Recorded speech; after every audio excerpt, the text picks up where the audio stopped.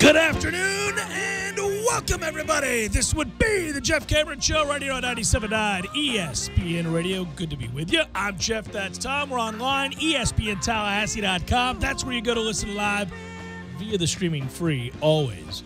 You can email the show if you like at jcs at 979ESPNradio.com. Find me on Twitter at JCameronShow. WTSM app works for your mobile devices. That's a good thing. Email the show if you like, jcs at 979ESPNradio.com. We'll post all 3 hours of the program upon its conclusion, both on iTunes and in our own audio vault. And that, as always, is brought to you with limited commercial interruption thanks to our great sponsor, CarltonDean.com. Learn more about income-producing property at CarltonDean.com. Today's show snuck up on me. I don't know how. 3 o'clock every day, Jeff. Every day for like 20 years. 3 o'clock.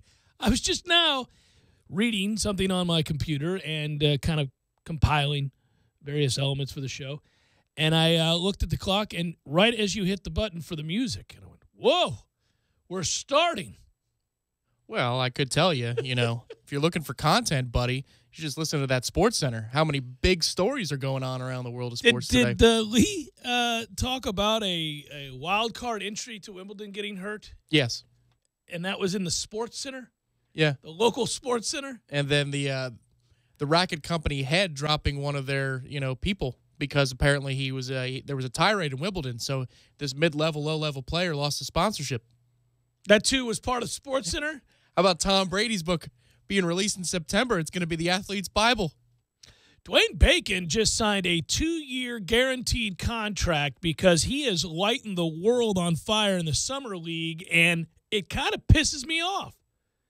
Because what were we doing? I mean, the reports you read are that he is magnificent in the pick and roll and is just, seamless, the transition for him.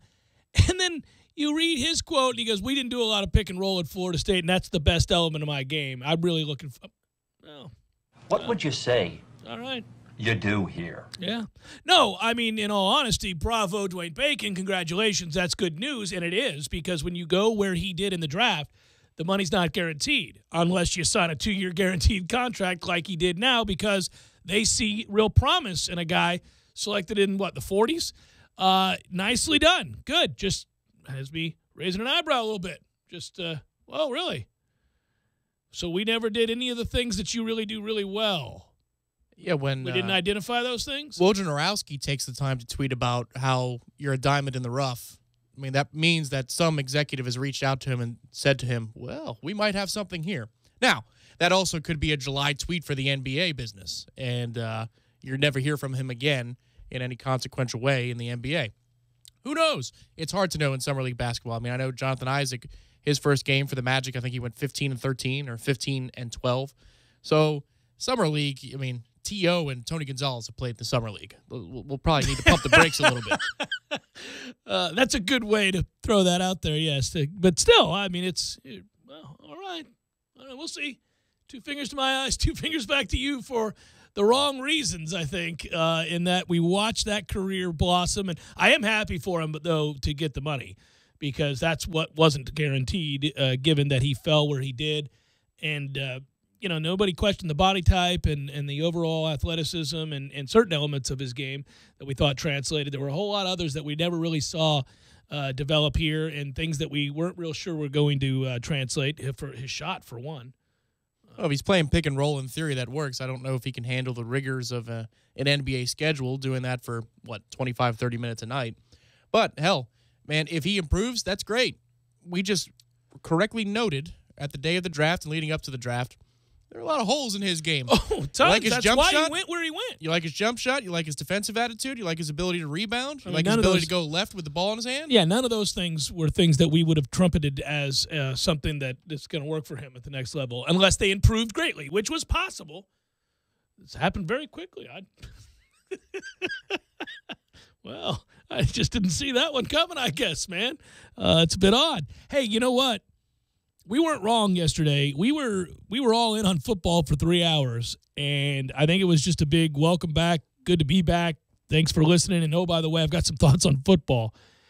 because I received a call just now before going on the air that I'm going to be on South Carolina Sports Talk Radio tonight. Sports Talk SC is what it's called, with Phil and Tom. And anyhow, I'm going to be on that show. I don't know that show. I've never been on that show, and I'm not saying it to brag or anything like that. Anybody who covers this team in this area, we get calls to go on various shows. But I thought, well, this is interesting. They called specifically because they want me to preview the Florida State Clemson game. What would you say you do here? Yeah, it's July 6th, my man. We're going to preview the Florida State Clemson game, are we? All right. Is that game 9 or 10? It's down the schedule a bit. But okay, man. That is that's something. I have never been called July the 6th to preview a game against an opponent that is in the second half of this year's upcoming season, which is still a good bit of ways. You should just talk on and on and on about how much of a difference maker Deshaun Watson is. And, he's the reason that Clemson's going to be a favorite in this game. Just so they have to scramble and find a way to introduce subtly to you the idea that Deshaun Watson isn't there this year, Jeff. Oh, well, that changes things, guys. Well, what I should do is say, I've looked at this game from every possible angle. I've spent a lot of time poring over the depth charts of these two teams and thinking of the advantages and disadvantages that we have at Florida State and that you have at Clemson. And at the end of the day, I really think J.J. Cosentino is the key here. And then just leave it there. Let that sit for a second. Cosentino is a big part of what's going to happen in this game. Jeff, J.J. I'm sorry. Could you go ahead with that again? J.J. Cosentino. For the folks up here at Clemson who don't know who J.J. is, could you please explain who that is? Well, I will after I get done talking about the second biggest aspect of this game, and that's Gabe Neighbors. I feel like with Gabe Neighbors and J.J. Cosentino, we're talking really the 1A, 1B. I'm not real sure who comes out as the biggest of the difference makers, but it's one of those two guys. And, if you want me to explore facets of their game and how it's applicable here against Clemson, we can certainly do that, but it may take a while because these are impact guys. And for Gabe and JJ, if they hear me, I'm not trying to disparage you guys. I'm not. I just was having fun. Obviously, JJ doesn't start. Well, with Clemson bringing back C.J. Spiller, that's another dynamic. Well, and what's funny is that I was excited to do that show. I am. I mean, okay. Like, we were just doing this yesterday, talking about doing W's and L's. I mean, it is July. I got it.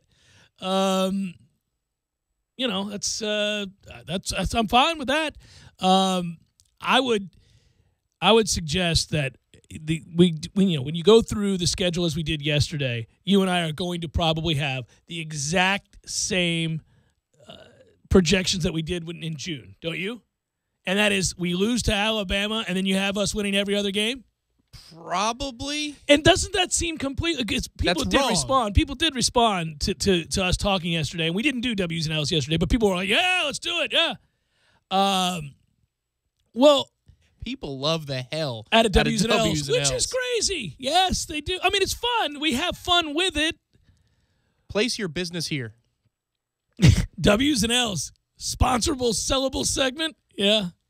We'd have to do it once a week. Apparently, it's the best thing we do. Well, it was the mere hint of it yesterday. I just said when we were talking about what an important season it is for Jimbo Fisher, that just in terms of perception of what he is and where he ranks amongst elite coaches in college football. And I was careful to note it's not a referendum on him. He's been a success.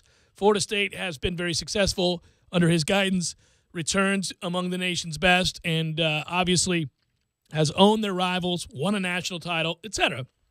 But we all know that the kind of the elephant in the room discussion talking point is, it helps when you have Jameis Winston. Clemson's going through that this year. What is Deshaun Watson and where does he figure in what just happened with this run for Clemson, and how much of it is, I guess, the recruiting on the whole, the job that Dabo and his staff have done. I mean, these are things that are always applicable that coaches should get credit for. He recruited Deshaun. Jimbo recruited Jameis. Those guys came to the schools because of these coaches and their ability to convince them to come to those schools. That's part of what you do as a coach. You deserve credit for that. It ought not be the thing that weighs you down years from now when they go, well, remember he had Deshaun Watson or he had Jameis Winston. Yes. Or Urban had Tim Tebow. Well, that's right. Yeah. Well, yeah, they did. They went and got those guys. And ideally, when you're recruiting 5-star studs, they go on to have careers like that. And if they do, it's a feather in your cap. It's not an albatross. But I understand because there are players that are within especially at that position, let's be honest, a quarterback. I mean, if you have an elite wide receiver or elite running back or elite defensive tackle or something, I don't know why coaches, they get credit for that, and it's not held against them when the level of play at that position drops some because the all-world player moves on. At quarterback, it's seen almost like, well, yeah, everybody knew he was good, and you got him to say yes, but he was a freak and would have done this for anybody. And if you don't show that you can win at an elite level without somebody like that, then you're kind of Gene Chizik-like. And I know this is what we talked about yesterday, but anyhow, the point would be, I just said that if they have a 3 or 4 loss season, each year that happens, that we're removed from Jameis, the more vocal those people will be. The more vocal people will be about, hey, yeah, he's a good coach, sure. His best work is no doubt aligned with Jameis Winston. But just to revisit that thought for a moment, the idea about, if he didn't come play for you, or he could have done it anywhere. Let's say Jameis went to Ohio State under Urban Meyer. Right. A place that doesn't really run a system akin to what Jimbo runs. Or Tim Tebow went to, I don't know, play for Jimbo Fisher as a head coach. Well, you had to actually make throws, sure. Right. Well, he had to make reads and progressions defense, and do all that yeah. stuff. I mean, there is something to the idea that you recruit people that fit your system, too. Without question. I mean, Dak Prescott, right, is turning heads at the NFL level because they say, well, he can process things, he processes offense, and he makes good decisions in a timely fashion in the pocket. But he played for Dan Mullen, and that's why he snuck up on people a little bit. Russell Wilson snuck up on people because of his size.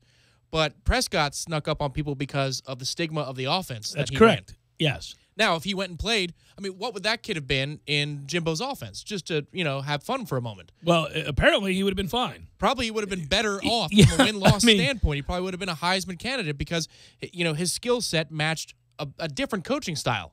Ultimately, he can run anything. He did really well at Mississippi State. He got him to #1 in the country at Mississippi State. Briefly. Yes. But he got Mississippi State to #1 in the country for a week or two. That's pretty amazing. But what would he have done in a system that better fits all of his strengths? Well, like Deshaun Watson, perfect for what Clemson does offensively.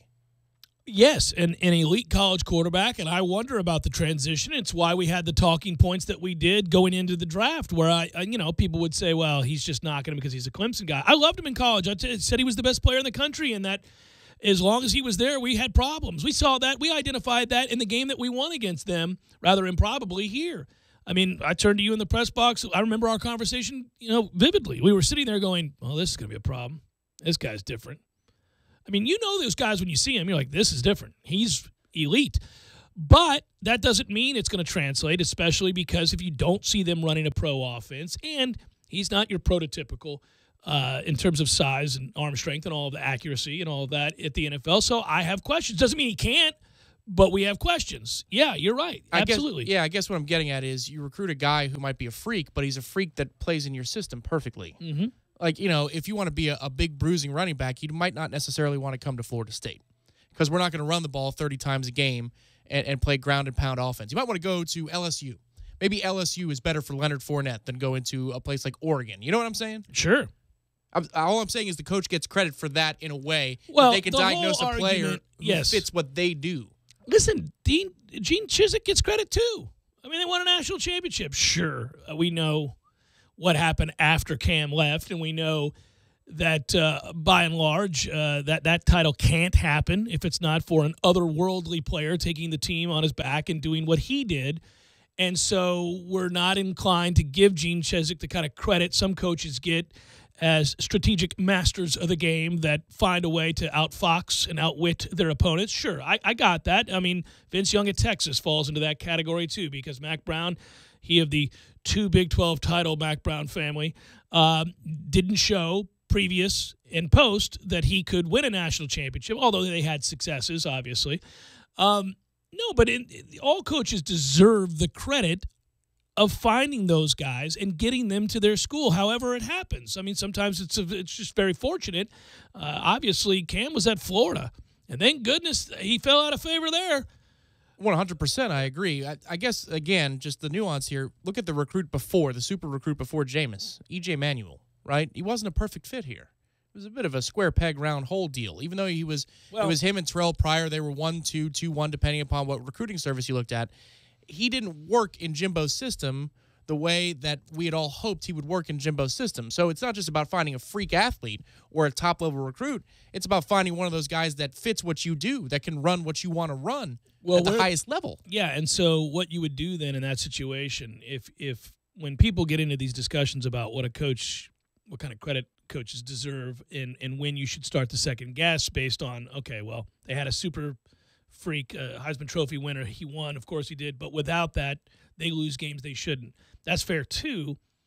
But I would say that yes, these once every 20-year guys come along. And if you get that, great. And good on you for having recruited that. I mean, the ability to bring in a player of that caliber, you get credit for that.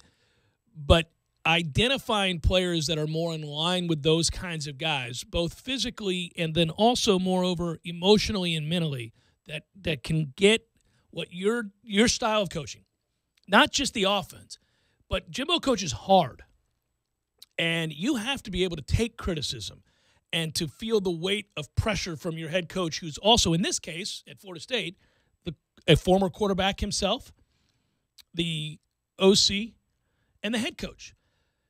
If you can't handle the pressure that comes from working directly with him, running his offense as a former quarterback and primary play caller, then Jimbo's got to be able to identify that in the recruiting process. And when he doesn't, when somebody is perhaps overly sensitive, you were referencing EJ. I think EJ had a hard time with the way that Jimbo coached, at least in terms of being able to deal with being yelled at and screamed at times, and to have those expectations and the weight of those expectations and dealing with all of those things when things don't go well.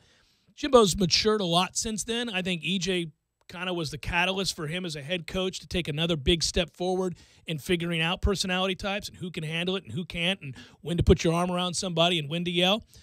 So they helped each other in a lot of ways. Unfortunately, while it was happening here,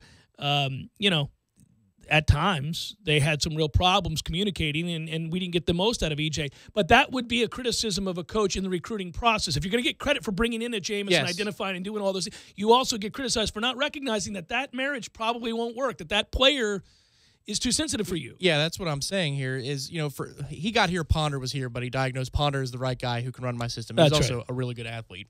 So, for an offensive line that kind of sucks my first couple of years, I can at least roll this guy out and I can use his legs. Sure. And that way we can mitigate some of our problems on offense and still score points and get yards.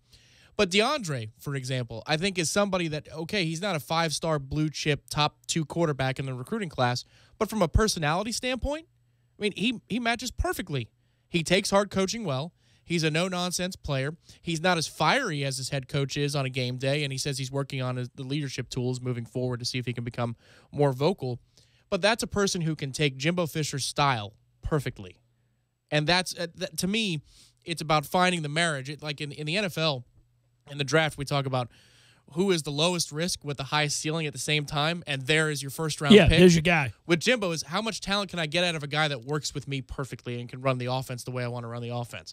We'll see about ability with Francois, and that's what we're looking for sophomore and junior seasons. But he's found somebody that can work with the culture of what Jimbo's trying to do. He likes it. He embraces it. He's got no time for the media. I mean, first of all, that's point one. Jimbo must love that about him. He doesn't care about the media. If I were a head coach, given what social media is now and the horror stories you see on a weekly basis about athletes at various schools or even professional athletes, there was a situation this past week, or while I was gone on vacation, where Rory McIlroy got into a fight with Steve Elkington on Twitter and realized later on, what am I doing? I mean, that's a pitch in the dirt. I can't hit that pitch. Why am I swinging at that? Leave that alone. You got to leave that alone. If I were a head coach, I mean, I know they don't ban it. It's un-American. But the Unity Council says in football season you got to put that away. That's right. I'd have it put away at all times if I were, if I were a head coach dealing with college kids. Listen, I'm aware of the fact that when I'm critical of, I'll use the most recent example, a college baseball player. If I criticize that player's performance, and let's say they're just straight up bad, they have a bad game in a critical situation, and I rip them for that, or I just say it as it was. That kid pitched poorly, cost us the game. He's been bad all year long. The father in me now is much different than when I was on the air in my 20s. I cringe a little bit because that's true. I didn't say anything that wasn't true, and it's my job to come on here, give opinions, talk about these things in an honest and open manner. But learning that so many of those guys listen to this show and or find out about things that we've said via social media, I cringe because that probably hurts. I mean, nobody likes to be criticized. None of us do. None of us like to hear the worst of ourselves and, publicly ridiculed. And for that reason, I think I would, if I were a coach, I'd just tell him, there's nothing good that can come out of listening to the Jeff Cameron Show. There's nothing good that can come out of you being on Twitter or Facebook or anything else. Just leave it alone. Go about your business, do your job, and let others discuss it. Apparently that's DeAndre to a T, though. Well, he's not. He doesn't care. He doesn't care. When he comes in for media availabilities, he's over it. I'm surprised they send him next week to Well, Charlotte. and that is going to be an interesting interview that I have to do because he doesn't have time to talk with the media. And it's not even, obviously that's just a phrase. He's clearly going to have time to talk. He's required to at these things, but he's not going to say anything. He typically doesn't say anything. You can't really get to him. He's not going to engage you in the way that an affable guy like Jameis Winston and others have been in the past. And I, frankly, knowing what we know about how this impacts players and kids of today, if you will, good. I mean, the fan in me, the sports talk host in me, just the fan in me who wants to see him perform well and Florida State to do well, good. Don't talk to us. Don't say anything. Stay away from the press. Don't go on social media. Just do your job. Go to work. Put in the time. Go to work. Because I can just see where, it's that's all stuff coaches. This gets back to the larger discussion again about why you get credit and why you get ripped and what's fair and all of that other stuff we're talking about with Jimbo and any other coach for that matter and what they're going to be dealing with at Clemson this year. Dabo Swinney, I'm sure, thinks that they're going to be fine. You already hear talk coming into this next week when we go to the ACC meetings that, hey, they feel like they've built a program that even without a Deshaun Watson, they can win the ACC, they can lead the Atlantic, and they can find themselves back in the college football playoff.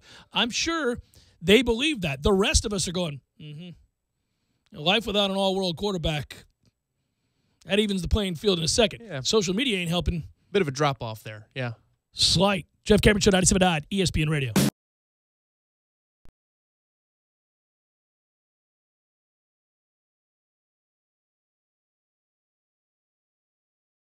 When you're in need of auto repairs, look no further than Nice Tire and Auto Service. Nice has been in business for 16 years with long-term, knowledgeable sales associates. They have the latest wheel balancing machine in the industry. And for passenger vehicles, they service AC, brakes, suspension, tune-ups, and much more. Never sit through a long wait. Nice Tire and Auto has 10 service bays to get you back on the road quickly. If you have tire problems, check out their large inventory with various Goodyear and Michelin tires. Nice Tire and Auto Service, 4792 Bluntstown Highway, 574-4100. You put your mower through a lot. All that back and forth can add up to thousands of miles. That's like mowing cross country. Gravely commercial mowers are built for all-day performance, helping you get the job done mile after mile. Gravely, built to mow the distance. Get your Gravely motor only at TNT Supercenter, your one-stop shop for work or play. 14585 Highway 19 South, Thomasville, Georgia. TNTSupercenter.com. I'm talking tough, like a state of mind. Tough, like a soldier on the front line. Tough when it gets rough, like my Ford truck, always enough. I'm talking tough. Franklin Spring Creek Ford, the place to find your next truck in southern Georgia. I'm Hey y'all, we're Chris and Preston from Low Cash. Head to Franklin, Spring Creek Ford and see them about all of your vehicle needs. Your skin. It could be the save of a lifetime. Go to spotskincancer.org to find out how. A message from the American Academy of Dermatology. The City of Tallahassee Utilities, America's #1 public utility, says it's summertime, and summertime is the time to go green and save energy. Here are a few simple things you can do right now that will save energy while you try to keep out of the summer heat. First thing, get your air conditioner checked out and change your air filters. You'll be pleasantly surprised at how much energy and money you can save. Going away from home on vacation? Why not purchase a programmable thermostat to regulate your air conditioner while you're not at home? Talk about an investment that'll pay energy savings dividends. Make an appointment right away for a free energy audit from the City of Tallahassee Utilities. You never know how much energy you can save until you do it. The City of Tallahassee is offering insulation grants. Why not apply for one? Did you know that the City of Tallahassee offers loans to help with the purchase of solar water heaters? Visit talgov.com/YOU for information on loans and rebates. So stay cool, go green, and save energy all summer long. A message from the City of Tallahassee Utilities, America's #1 public utility.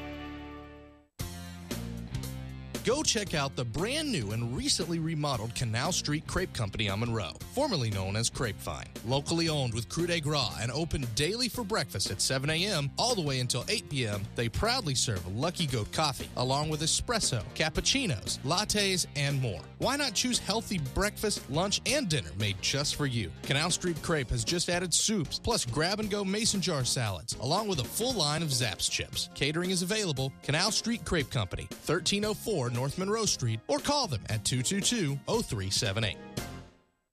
Wonder what the outrageously energizing experience of Mountain Dew Kickstart is like? Well, it's like a combo of 3 awesome things. Dew, juice, and caffeine, rebooting your entire personal operating system. Mountain Dew Kickstart is in position for consumption. All systems cleared for launch. Initiate launch sequence. T-minus 3, 2, 1, mark. Release the Mountain Dew Kickstart. Mountain Dew Kickstart released. Experiencing a charge of Mountain Dew Kickstart now. Mountain Dew Kickstart operation successful. You are now off the couch and out exploring the world. Roger that. Get charged up for what's coming next anytime, anywhere with Mountain Dew Kickstart. Available in 10 energizing flavors like mango lime, raspberry citrus, midnight grape, and orange citrus. Mountain Dew Kickstart. Fuel with flavor. RCD Shell knows how to keep you cool and refreshed. All 20-ounce Pepsi and Mountain Dew products are 2 for $2.22. That's right, 2 for $2.22. And 28-ounce Gatorade is buy one, get one free. It's more fun with Pepsi and Dew, so bring on the bubbles with these cool prices at RCD Shell. This is Shaquille O'Neal, here with 13-year-old Dylan. Pleased to meet me. What's that smell? My body spray, dude. A little strong, isn't it, bro? You know it. Whew. This is the perfect time for me to introduce new Gold Bond Men's Powder Spray. More than a scented body spray, it controls odor and wetness with a sophisticated scent. It really separates the men from the Dylans. Hold up. Have my earbuds in. You say something? Nope. Fellas, stay cool with Gold Bond.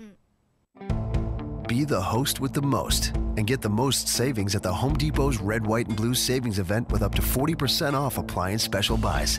Like the GE stainless steel gas range, a Home Depot exclusive, with convection oven, non-stick griddle, and extra large burners now for just $5.98. That's over $400 in savings. Shop our lowest prices of the season, only at the Home Depot. More saving, more doing. U.S. only while supplies last. See store for details. Valid 6/21 through 7/12. You're locked in with the Jeff Cameron Show on 97.9 ESPN Radio.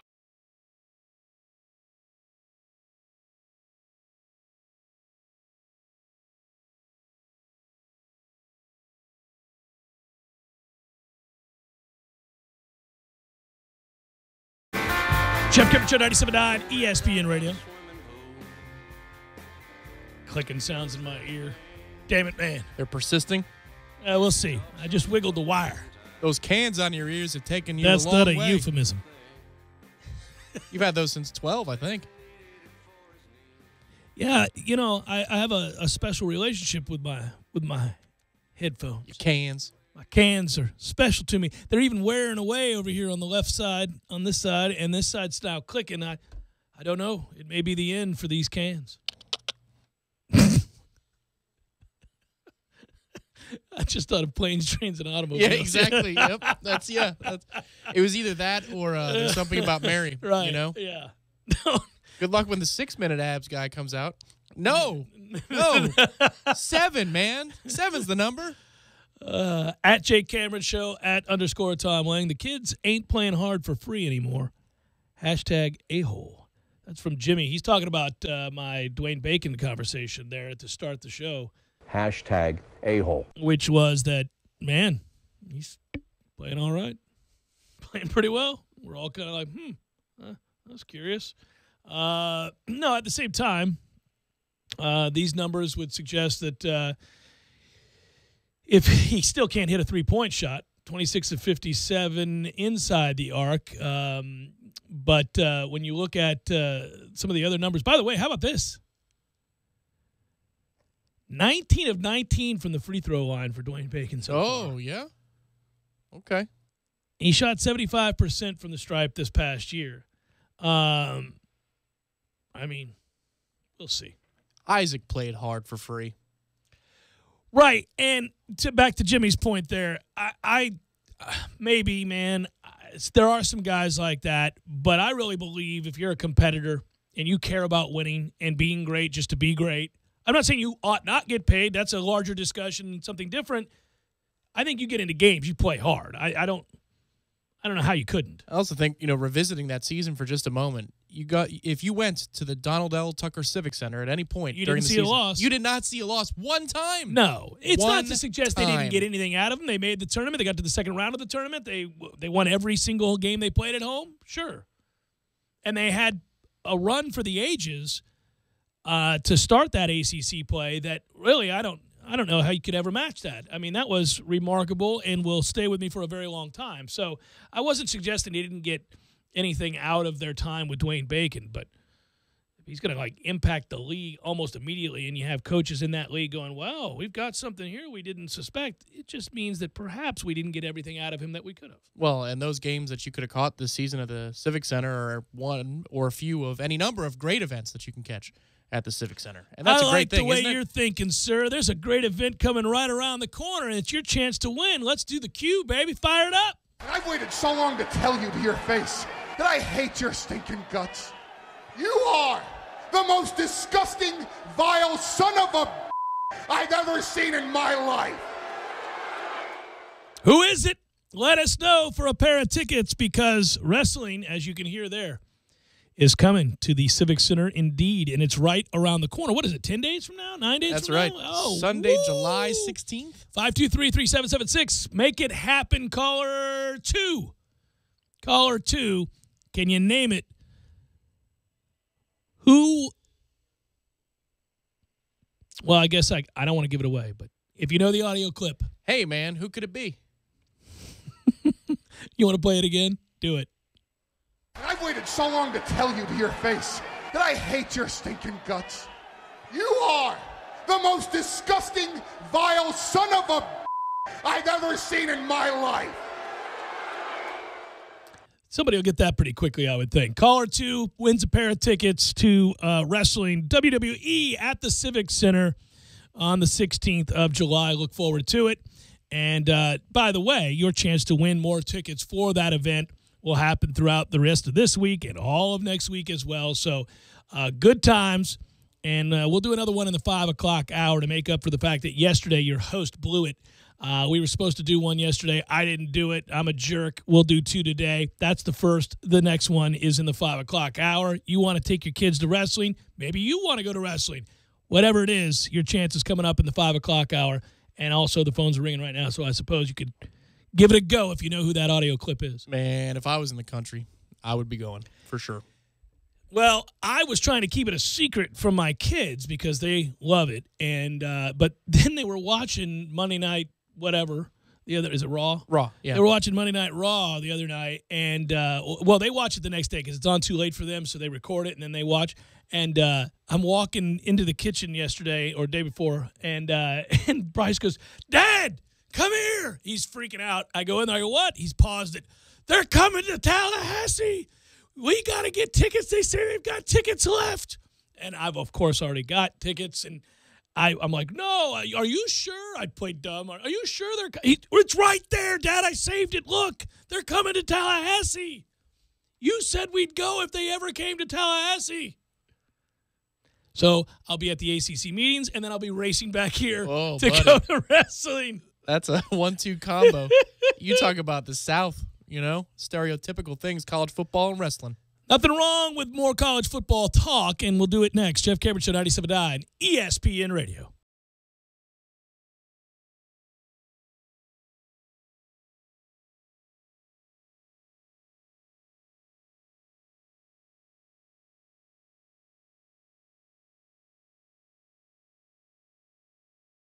When you're in need of auto repairs, look no further than Nice Tire and Auto Service. Nice has been in business for 16 years with long-term, knowledgeable sales associates. They have the latest wheel balancing machine in the industry. And for passenger vehicles, they service AC, brakes, suspension, tune-ups, and much more. Never sit through a long wait. Nice Tire and Auto has 10 service bays to get you back on the road quickly. If you have tire problems, check out their large inventory with various Goodyear and Michelin tires. Nice Tire and Auto Service, 4792 Bluntstown Highway, 574-4100. You can tell a lot about a tractor by its warranty. That's why Mahindra makes the toughest tractors on earth. With steel, not plastic. Backed by the industry's best limited powertrain warranty, period. Not 5 years, not 6 years, but a full 7 years on select models. No wonder the other guys are green with envy.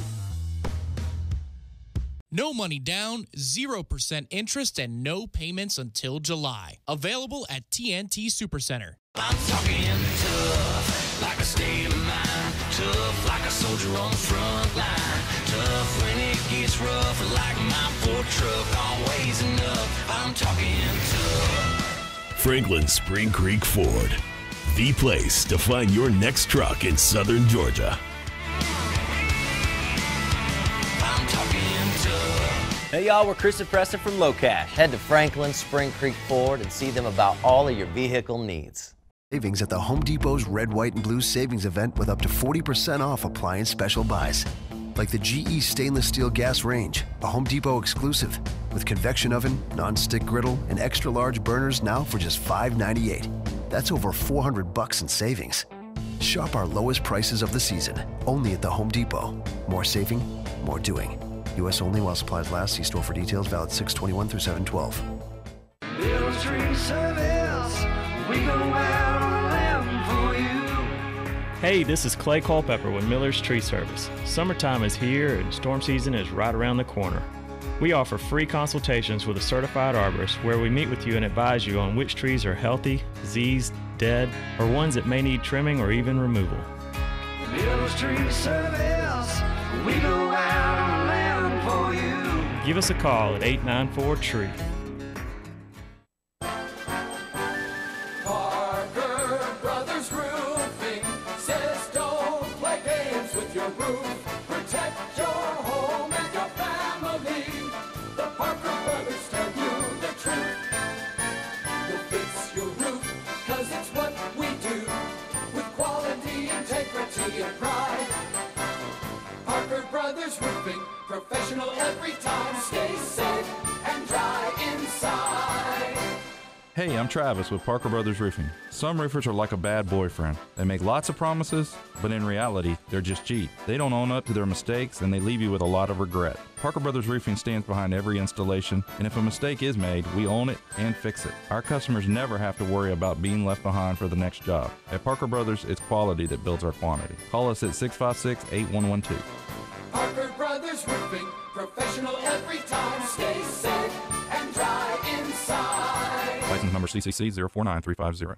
Out on the golf course, there are the obvious hazards. There's the pond, the bunker, the rough, the even rougher. Yeah, put me down for an 8. The giant maples. The row of houses out of bounds on the right. The angry flock of geese who've surrounded your ball. Even the occasional groundskeeper you had no clue was there. But if you think you found every possible hazard out there, think again. The hazard you missed could actually be a killer. It's the spot on your skin, the one that could be skin cancer. Fact is, if you're a man over 50, you're in a group most likely to develop skin cancer, including melanoma, the kind that kills one person every hour. 1 in 5 Americans is likely to develop a form of skin cancer during their lifetime. That's why your best shot is to check for a spot. It's easy. follow through, and check your skin. It could be the save of a lifetime. Go to spotskincancer.org to find out how. A message from the American Academy of Dermatology. It's back. The 14th annual Kingfish Shootout held in Carabel, Florida. August 5th and 6th is almost here. Entry fees are $300 per boat, and donations of $1,000 or more will receive one free boat entry. Fishing hours are Saturday 7 to 7 and Sunday 7 to 4. All boats must check in at the check-in station by 7 p.m. on Saturday and 4 p.m. on Sunday. Boats can be in the water but can't pass the checkout point until 6 a.m. both days. There will be a captain's meeting at Sea Quarters Marina Friday, August 4th at 6 p.m. Mandatory one person per boat must be present for rules. Sea Quarters Marina, 501 St. James Avenue, Highway 98, Carabel, 850-697-8400. Get your weekend started right here on 97.9 ESPN Radio. Saturdays at 6 a.m. with Fishing Florida Radio. Listen to the three amigos, Boudreaux, Steve Chapman, and Captain Mike Ortega as they catch you up to speed on what's new and biting in the North Florida region. Big-time guests, celebrities, interviews, and 3 hours of the fishing info you need. Fishing Florida Radio is brought to you by Sea Quarters Marina off Highway 98 in Carabel. Sea Quarters Marina, your full-service marina, and presented by Hobbit American Grill, locally owned and operated since 1978.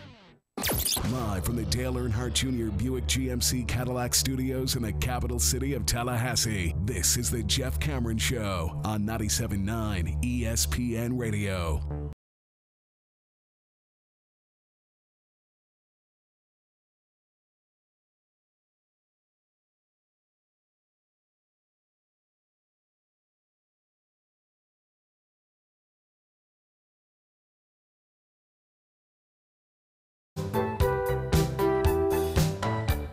Jeff Cameron Show, 97.9 ESPN Radio.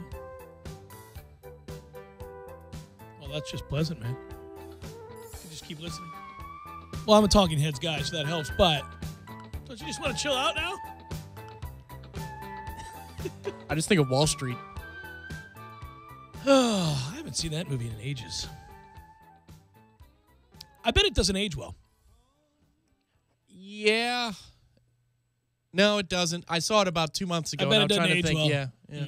I was just thinking about it when you said it, and I thought, that's weird. That's we do this all the time, but sitcoms that you were in love with when you were younger, or it's not even an age thing. It fit the aesthetic of the decade. It made sense. It can quickly fall out of, relevance, not just because of the time that's gone by, just sense of humor shifts from decade to decade. It's really weird. Well, the political statements don't change, and those don't date. But Right. the problem is, So MASH can have a political statement that would be viable now. Sure, and so does that movie, definitely. But, then you see 3-foot-long cell phones, and you're like, oh, good God. And that's just the physical, that's the time where you go, Yeah. that doesn't make any sense. But I'm always amazed by the shift in what we find humorous.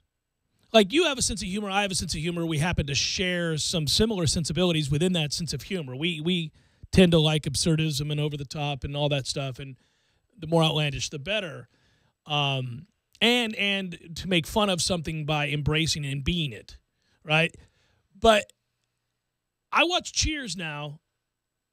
I don't know why I thought that was like the greatest show of all time. I watch Cheers now, and I'm like, this isn't funny. There's nothing funny about Cheers. It breaks my heart. I mentioned this yesterday when you said that you felt like more of a patriotic American after your trip to Washington, D.C., and you had a better sense of embracing the history. Embracing the history. Okay.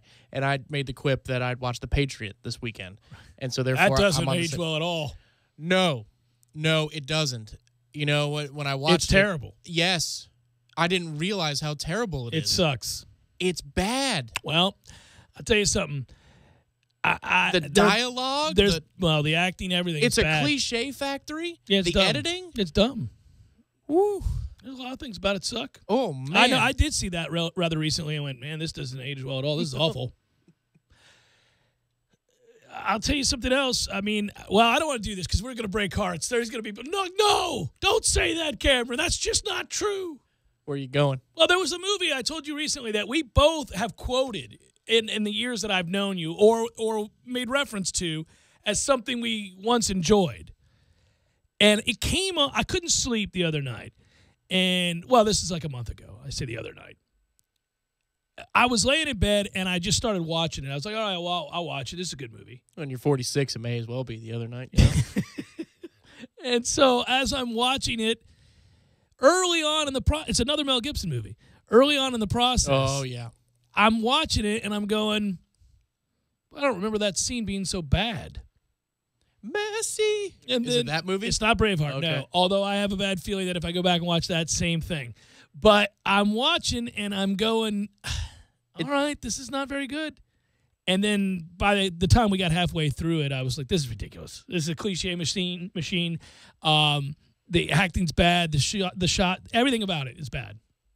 Okay, Braveheart still has a lot of good heart moments, but once I learned about how historically inaccurate it is, and if I just treat it as a completely That's pretty fictional, true of almost all of those kinds of movies. but Wikipedia, that bad boy, about all the inaccuracies of what happened and what didn't, and things Sure, that could never possibly have happened because the years are too far apart. Sure, like it's bad. But if you look at it as just a completely fictional movie, it's good. A-okay, ready to go. It still ages fine. The Patriot, however, does not. It's absurd. Oh, I remember which Mel Gibson. Yeah, you told me. Yeah. Well, and we had ties to that. Our hearts were that Yeah, because of our dads. But when you watch it, I'm telling you, go watch it now, and you're going to go, this is damn sorry. This is what in the hell happened here, man. It's heartbreaking. And I can never seem to really pinpoint exactly what it is. So whether it's a movie or sitcom, whatever it might be, I mean, you can watch a movie from the 1960s that's still really relevant now, and it translates well. It ages perfectly. I could watch Apocalypse Now, and it's still relevant. Still, it hits all the right notes. Okay, my favorite example, pacing is a little bit different because of the time. Mm-hmm. But Lawrence of Arabia still is a movie Still really good. that has great artistic value to this day. And I don't think it's a bad movie. Like, I don't think it's they hit on the right note at the time, but nowadays that movie would never be made. No, you can just watch it now. Yeah. That's an epic. I mean, that is, the first, hour is really freaking slow, but it's still, everything about that movie, the statements it makes, all that stuff, the acting, the quality of it, that's 50 years later and it's still great. But can you figure out why? Because here's the thing.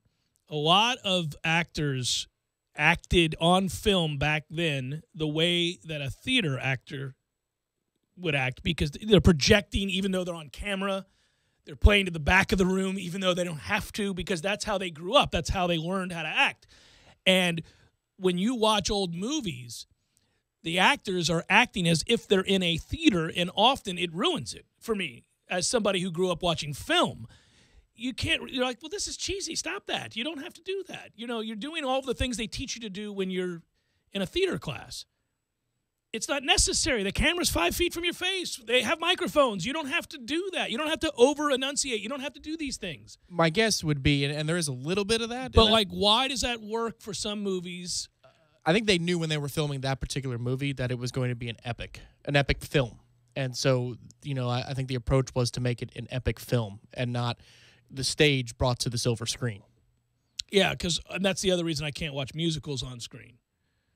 I'm just unsophisticated. I can't do it. And there have been some really good ones. I know this. I know it's on me. It's not. If you break into song, I can no longer suspend disbelief. I can't do it. Well, I can tell you something that would not make me popular with most people of today. I think Hamilton's garbage. I can't do it. Everybody loves Hamilton. But you haven't been to Hamilton. I've heard it. I've heard the scores, the soundtrack. Yeah, all but you of it. haven't been. It's like, wow, they're rapping. Congratulations, boy. You guys are really modern day sophisticated. Look, Alexander Hamilton's rapping. Awesome. Fun. No. Okay, I get that. I get that you don't have to love it just because everybody else is. But I do think when you're talking about a musical and you're talking about theater, it helps to be there. Oh, sure. Yeah. I mean, I hearing grant you the that. score isn't a fair representation of what's being done. I can tell you that I don't want to enter the theater. I don't feel like sitting down. Like Phantom of the Opera, right? You hear some of the songs. I go, okay, I got to go see that. That's going to be fantastic. And it is. It's great. Yeah. The producers, hilarious. Yeah. It's great in the theater. No, I like theater. In theater, I like going. Yes, there's a shared experience, sure. But I heard, the tracks before, and I said, okay, that's pretty funny. This is well written. This is well constructed. I'm like, okay, great. So really, people are spending thousands of dollars for tickets to this production? But that's just because it gets popular, and then everybody feels like they have to be there. But I would still like to see it. I don't know whether I'd like it or not. I haven't heard anything from it. I just know that, yes, obviously people prattle on. But I'd still like to. But if I'm going to do it, I got to be fair to the subject and to the actors and to the writers by going. I can't just you can't throw that on, and it's not meant for that.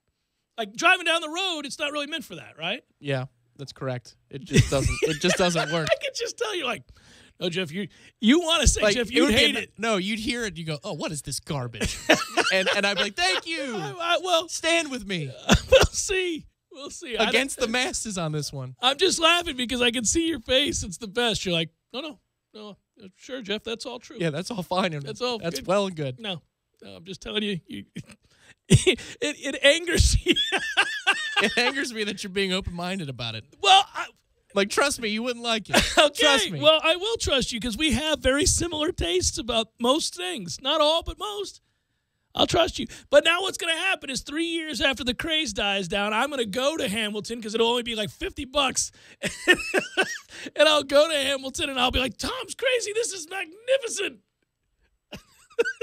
I'm going to call you wherever you are in that moment. Tom, I just came out of Hamilton. What the hell is wrong with you? You should have seen that thing 5 years ago. And then I'll go see it and go, you know what? It's not terrible. It's not awful. terrible. It's Jeff Cameron, Show 97.9 ESPN Radio.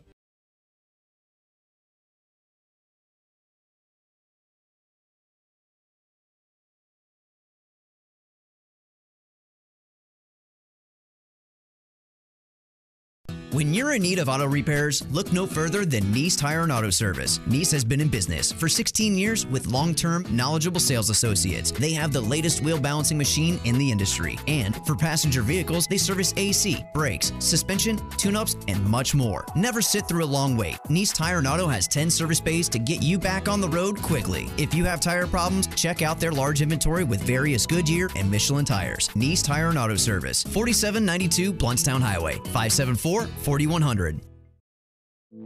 You put your mower through a lot.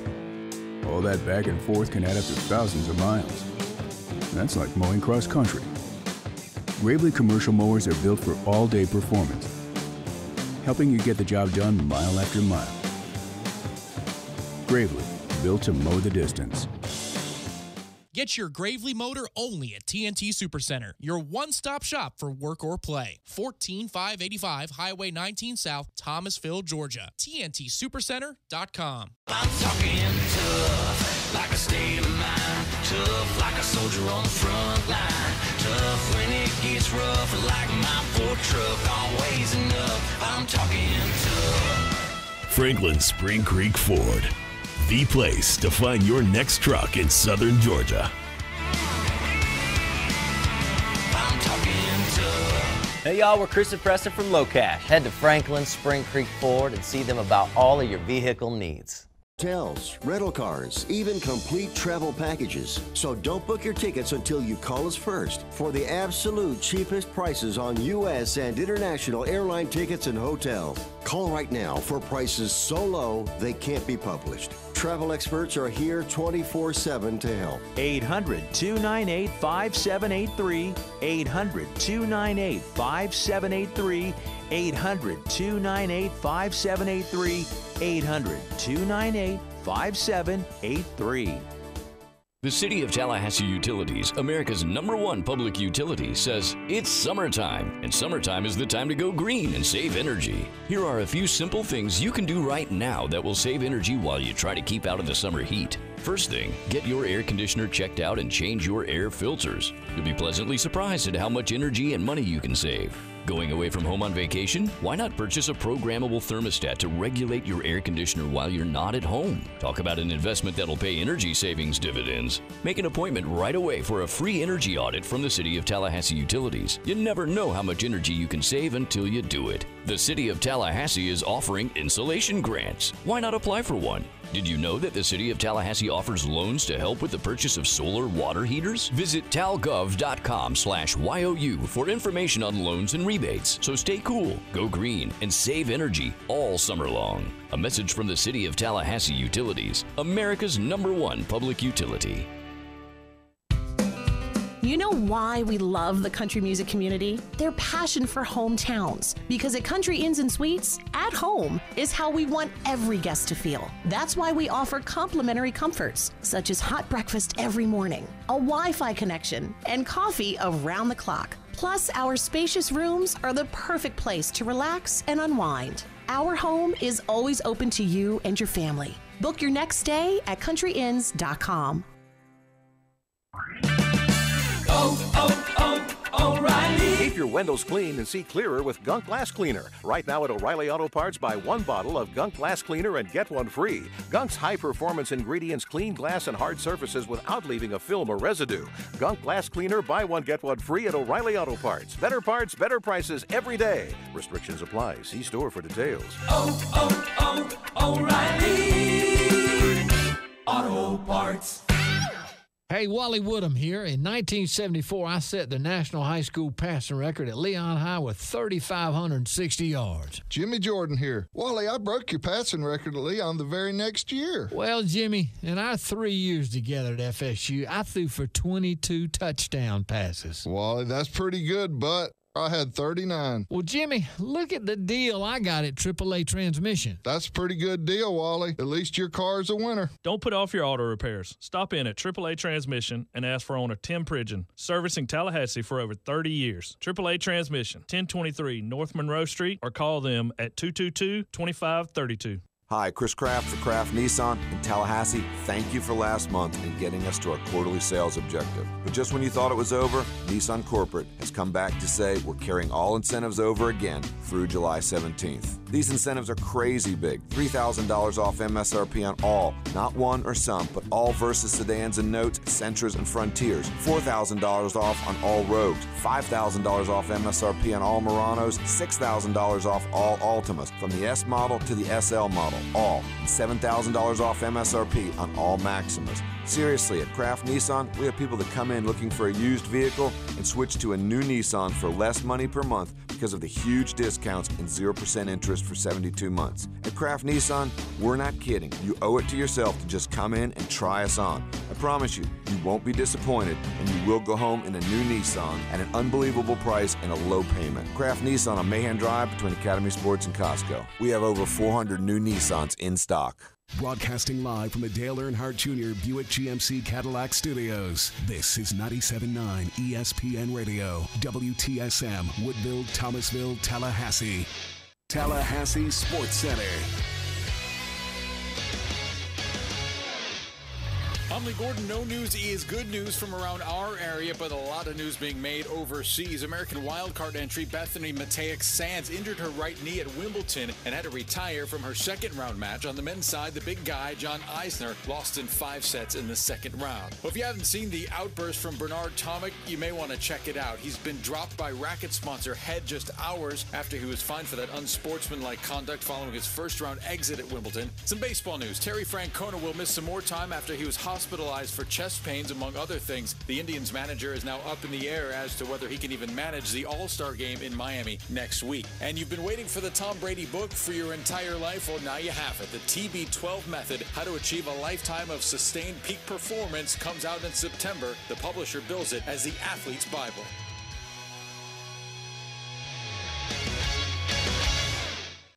Live from the Dale Earnhardt Jr. Buick GMC Cadillac Studios in the capital city of Tallahassee, this is the Jeff Cameron Show on 97.9 ESPN Radio.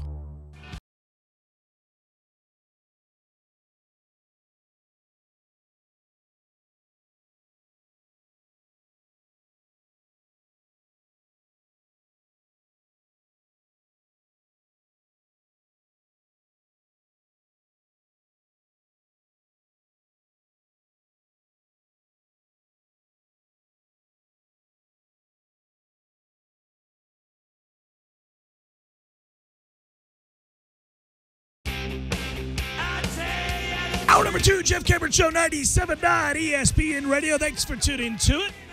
I'm Jeff, that's Tom. We're online, ESPNTallahassee.com. That's where you go to listen live via the streaming, free. Always don't miss anything. If you miss something, we'll post all 3 hours upon the conclusion of the show, both on iTunes and in our own audio vault, so that's a good thing. You can get caught up there.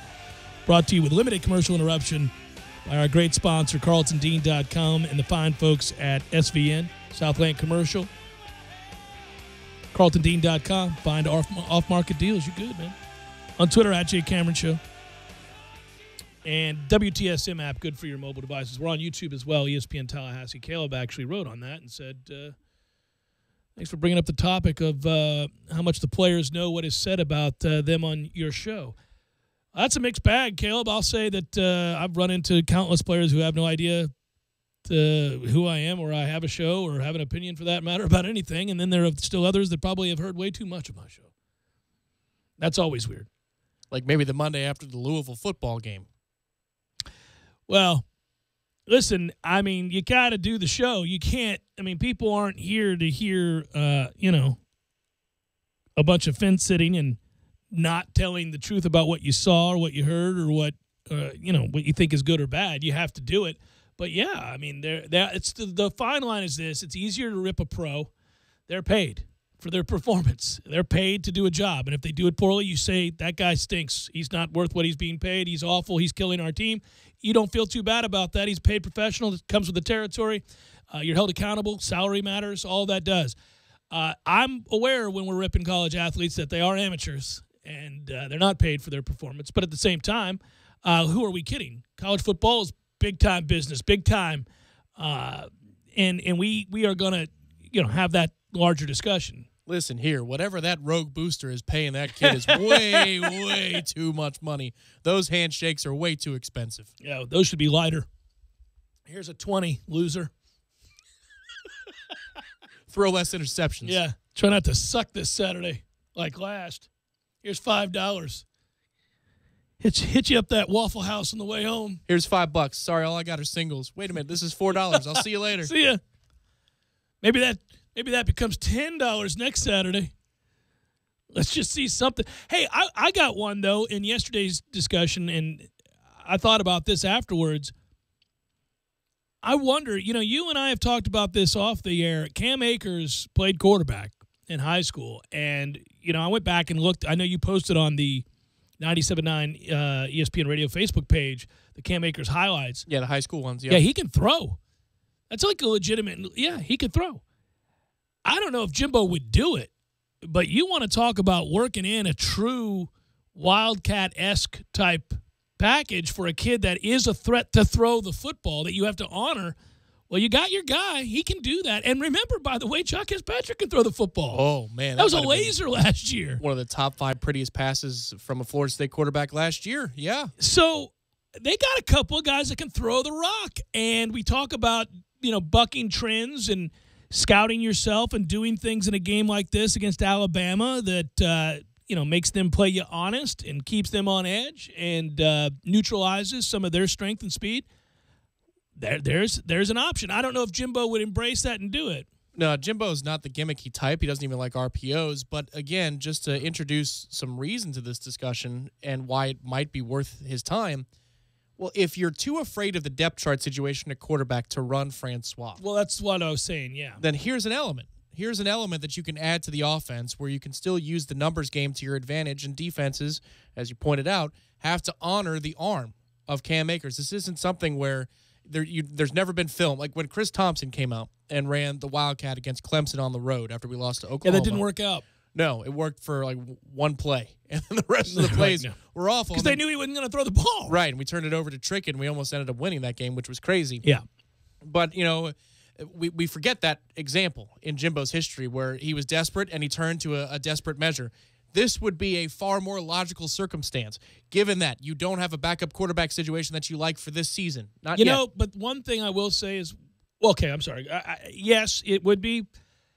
We don't run RPOs well when we do it. We just don't. I mean, if you think back, there are guys who would never pitch. Ponder. He would never. Oh, you're talking zone read? Zone reads, yeah. Zone read. We don't run zone read well. And he does. You're right. We don't like to do run-pass options. It would appear from the highlight film, and it's high school, so there's no pressure, so I grant you, and the game is much slower. And when the game slows down for Cam at this level, look out, man. Yeah, he's really exciting. But he looks like he understands a mesh point, and he understands whether to keep or whether to give and what to do with it. again, it sounds goofy and it sounds gimmicky, but if you have a quarterback who has the ability to run the football and you're afraid to do it because you don't like what happens if he gets banged up and can't come out of the tent and for 2 or 3 drives, then how are you going to get that type of production where you have the numbers advantage that Jimbo always talks about? Now, all of a sudden, you got 10 blockers instead of 9. No, it's math, right? How are you going to do it? Well, Cam Akers might be an option there. It would be pretty neat to see him do it because it is a misnomer that Jimbo will not relent or won't make decisions that are outside of his comfort zone within the offense. I mean, he's done it before. He's done things. He prides himself certainly on the ability to run anything. Like if you ask him just about his playbook, sure, he has specific concepts that you see repeated. All coaches do. And almost the basis for their philosophy. You see that every week if you just watch a team. But it's not that Jimbo doesn't understand or can't run those other things that we see frequently in other college football offenses. He's done it before, and you mentioned one specifically with Ponder. He ran him all the time. And, I think he would have run E.J. more, but E.J. got hurt against Oklahoma, and really that kind of ended him really running ever. E.J. didn't want to run. He didn't want to run. That's the thing. Ponder wanted to run. Ponder didn't care. Ponder, I think if he ran some later year offenses, maybe the last couple of years of 2012, and you could promise me that he didn't get hurt, I mean, that dude is the second best to run the offense here so far in Jimbo's tenure. He ran the offense exceptionally well. Remember the Miami game in the rain? He looked like a running back. He ran for days in that game. But the point of that is that he would, and if you go all the way back to a road win, I think it was on a Thursday night against NC State, when back in 2009 when he couldn't trust our defense to stop anybody, he would use the quick passing game. I mean, he'd throw straight out. It would be one-step throw, bubble after bubble. Yeah, that was North Carolina. That was the big comeback in the second half on a Thursday night against North Carolina. That was the one where he hit that throw that was to, a long to pass. Bo Relaford. Yeah, that was a sweet throw, by the way. Yeah. Well, we ran smash all day in that.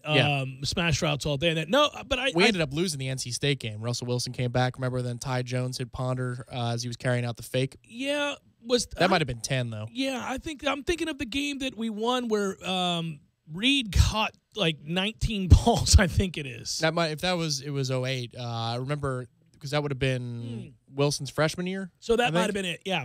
If that is in fact accurate. We'll have to go back and look at that. But yeah, there's a game where we controlled.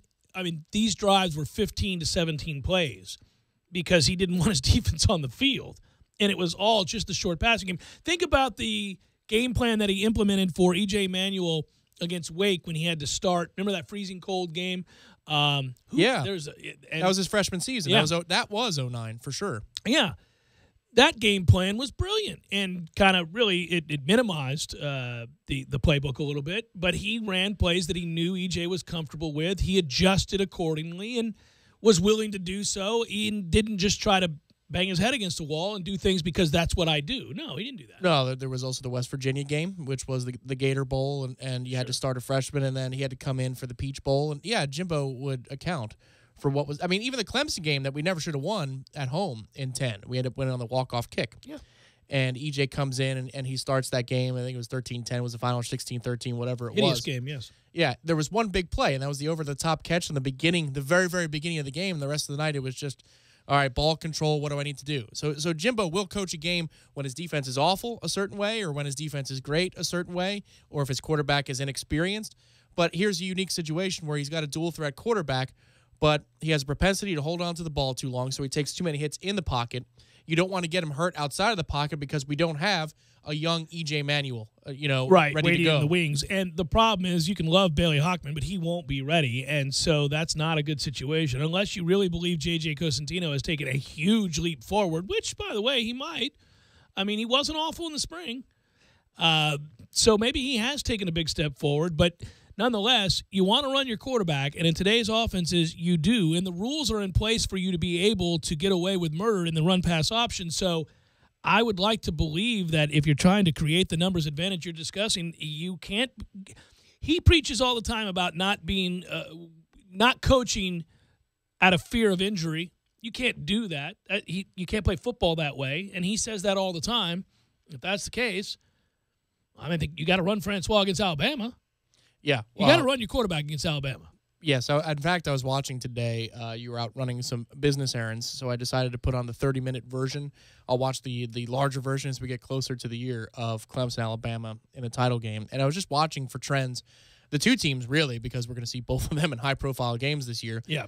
But one of the trends was, even though it wasn't doing much of anything in the first half, Clemson did run Watson on a lot of design plays. And many of the times, he got stuffed, and you wondered, oh, man, is he done? Is he checked out? Because he's taking shot after shot after shot, and you can see it affect him in the pocket and the way he's throwing the football. But Clemson did not wane from setting other things up through running the quarterback. I think he will run him against Alabama. It may not be as often as we want him to, but I think he's going to, I guess, plant that seed for that Alabama defense, and I think it will set some things up. I don't know that. Listen, it's going to be a theme all summer, but you're going into that game, and you're likely starting a kid at left tackle playing in his first ever college football game, and it's against Alabama.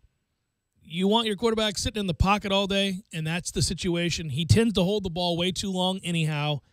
That group up front, if they are good, we think they'll be good probably later in the year, not first game of the year. You got to move him around both in the passing game, and you got to utilize him running the football. I think the odd thing here is that you can go a couple of ways with that. You can either take that tact and say, all right, we're going to run the quarterback, we're going to turn him loose a little bit here so they have to consider something else. And then we can get their eyes wandering, and then we can hit them over the top or whatever. Or you could turn into, all right, we're going jumbo out there. We're going pro, okay, and let's run right at them because that's the way I'm going to get confidence for my young offensive line, which hasn't played together in an actual game. And here come live bullets. That you want to talk about stunning. We would be absolutely shocked if Florida State lines up double tights and runs the ball downhill, closes splits, just come on. We're running the football at you like men. And is successful? Well, you shorten the game. I'm all right with the idea of if your defense is going to hold stout, and we think our defense has a chance to do just that, if that's true, well, you cannot put yourself in low leverage situations, meaning down and distance is everything. Alabama makes a living on people behind the chains. If you are second and long, third and long, don't bother, man. Get out of there. Get out of Dodge, punt, play defense.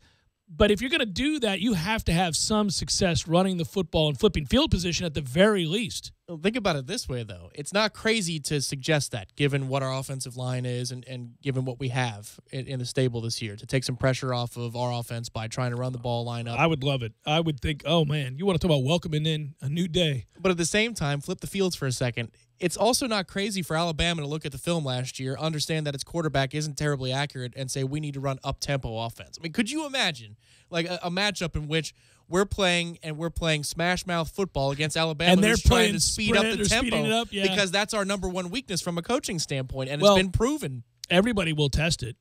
Everybody's going to test it. And Nick has certainly shown the ability to adapt and to implement things that even he's against, that he wishes there were rules against. He runs his quarterback a ton now. He understands that until they change the rules about linemen downfield, that it's in your best interest to have RPOs within what you do offensively, and he does now, because they're almost impossible to defend. I mean, it's putting defenders in conflict in an unfair way. It's why the rule exists in the NFL, and you can't do it. I think you potentially get people hurt. I think it's impossible to play a real high level of defense, meaning consistently. You're going to give up big plays because you're asking guys to commit, and then you're allowing people to block downfield and throw the football, and it's really quite unfair. But until the rule shifts, everybody needs to adapt it. I mean, and Alabama has shown that they will. Jimbo's going to have to as well, even though he and Nick and many other coaches, I assume, believe that it's absolutely wrong the way that the rule plays out in college football. And I agree it is too, but until it's different, you got to, survive by implementing it. Yeah, if he turns DeAndre loose early in that game and the first couple of drives, even if, let's say we go 3 and out, but he calls one quarterback design run, and then the second drive, even if we, 3 and out or we get a couple first downs and he calls a couple more, that's going to. I would think the RPOs are coming with it. I mean, why else would you do it? You're not exactly going to bust out into the open field with DeAndre out of nowhere. Alabama's too fast for that. So if he's turning it loose, I think that all of a sudden you're looking for somebody like a Ryan Izzo to be open up the seam with a busted coverage, because that's the setup in that game. Yeah. But also, another wrinkle, as I really am geeking out here thinking about all the listen, possibilities. this is why we're all so excited about this game, Tom, is there is an element of damned if you do, damned if you don't type thing. And so we can present, well, he's got a lot of ways to attack Alabama. We've seen what they do and don't do well. But each time you do it, you go, well, that ain't going to work. I mean, every time we say it, we go, well, that's probably not going to work. You got to commit to something, though. The reason I would think the RPOs work, and they do traditionally work for Alabama, is because they feature their linebackers, and you're putting the linebackers in conflict. So at least you're getting them thinking on their feet a little bit. Instead of just playing, If they're triggering, you're in trouble. So I wonder almost if Jimbo would he won't entertain the idea to run the up-tempo to go along with the RPO, even if it's just a change-up for a drive. So we're running up-tempo and RPO? Not every play, not every drive. I'm just saying a change-up for a series. Change up for that ass, Tom. Well, I didn't want to say it, but I'm just saying. There's a little change up for that ass. The offseason has to have been a fun one for him. This is a nightly laying in bed staring at the ceiling conversation with yourself. What am I? Well, I mean, damn it. It's Alabama. The whole world's watching. You got a chance to showcase all of that offensive acumen. I can do this. Oh, yeah. And by the way, I think when Jimbo has felt threatened by, an opponent, we've seen the best of him. We came out in that Orange Bowl game against Michigan. Now, granted, they adjusted and things slowed down quite a bit. Run out of steam there at the end. But I'm telling you what, that first, quarter and a half, you're like, whoa, my man's coming out swinging. I can do this. And he's done it for years against Miami. Anytime he felt threatened, he's done a real good job. That first drive in the Orange Bowl was a statement. Oh, man. Oh, everybody's running wide open. What the hell did Jimbo find? It was glorious. It was a reminder. Sometimes we need a reminder. I mean, listen, we're always most critical of our guy. Every fan base is most critical of their guys. And they find the trends because they watch their guy every week. But you tend to take for granted their successes and their strengths because you also see that every week. And you make certain assumptions. But when it works against what you know is a deep, experienced, and talented defense with good defensive coaches, and you see that happen, you go, oh, all right. Sorry about that, Jimbo. I forgot. There's a reason you got this job. You're pretty good at what you do. Jeff Cameron, 97.9 ESPN Radio.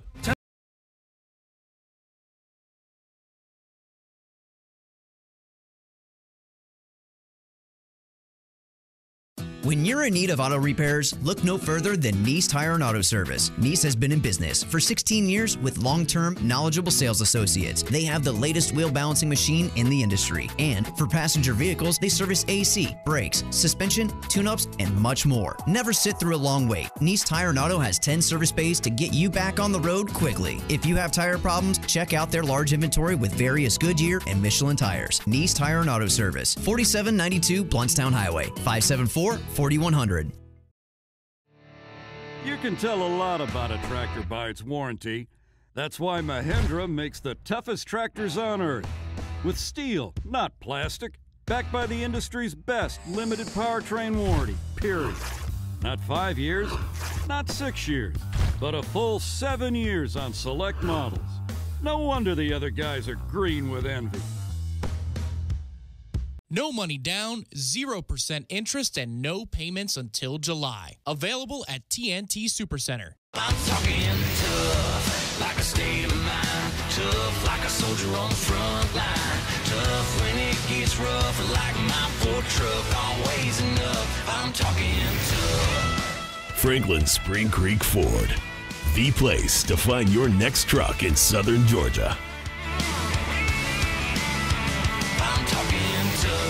Hey y'all, we're Chris and Preston from Low Cash. Head to Franklin Spring Creek Ford and see them about all of your vehicle needs. Last, see store for details, valid 6/21 through 7/12.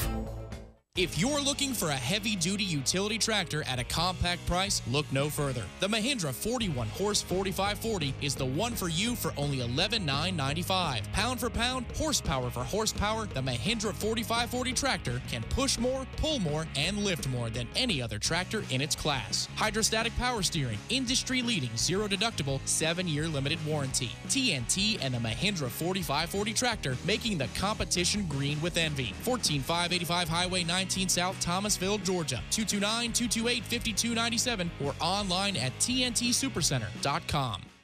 Don't just listen to The Jeff Cameron Show. Watch it live. The Jeff Cameron Show Streamcast. Live weekdays 3 to 6 p.m. Head to ESPNTallahassee.com today to watch live or catch up on demand. The Jeff Cameron Show Streamcast. Brought to you by Nice Tire and Auto, your trusted Goodyear dealer. 574-4100. And presented by TNT Supercenter in Thomasville, Georgia. And Franklin Spring Creek Ford. When it comes to live gaming excitement, Creek Entertainment Gretna is your hometown headquarters. With live poker and simulcast race betting, you've got more winning opportunities right here close to home. Plus, we now offer 3-card poker and Pai Gow in our card room. Satisfy big appetites at Stables, featuring hot and cold sandwiches, salads, and weekend specials. There's always something exciting going on at Creek Entertainment Gretna. I-10, exit 174, Gretna, Florida. Go check out the brand new and recently remodeled Canal Street Crepe Company on Monroe, formerly known as Crepefine. Locally owned with Cru de Gras and open daily for breakfast at 7 a.m. all the way until 8 p.m., they proudly serve Lucky Goat coffee, along with espresso, cappuccinos, lattes, and more. Why not choose healthy breakfast, lunch, and dinner made just for you? Canal Street Crepe has just added soups, plus grab-and-go mason jar salads, along with a full line of Zapp's chips. Catering is available. Canal Street Crepe Company, 1304 North Monroe Street, or call them at 222-0378. It's that time again, the 13th annual Sea Quarters Marina Youth Fishing Tournament, Saturday, July 22nd. This is a free tournament open to kids 16 and under. The fishing hours range from 8 a.m. to 4 p.m. All kids must attend the fishing clinic with parent or guardian at the marina on Friday, July 21st at 6 p.m. At the completion of the clinic, each kid receives a rod and reel, t-shirt, hat, and trophies will be awarded for the first 3 places in each category of the tournament. You can register at Sea Quarters Marina, 501 St. James Avenue, Highway 98 Carabel, 850-697-8400. Cornerstone and DeWalt FlexVolt. Power of corded, freedom of cordless. Buy any of the following DeWalt T1 FlexVolt kits for only $2.99. 60-volt max grinder kit with battery pack, 60-volt brushless recip saw kit, or 60-volt circular saw with brake kit. And add 1 FlexVolt 60-volt battery pack for free. A $149 value and a Cornerstone-only exclusive. Check out the sound of silence. Almost. Power of gas without noise and fumes. Cornerstone Tool and Fastener. Your DeWalt FlexVolt Center. 1110 Stuckey Ave and 3269 Crawfordville Highway. Tallahassee location open Saturdays, 8 a.m. to noon. You're listening to The Jeff Cameron Show on 97.9 ESPN Radio.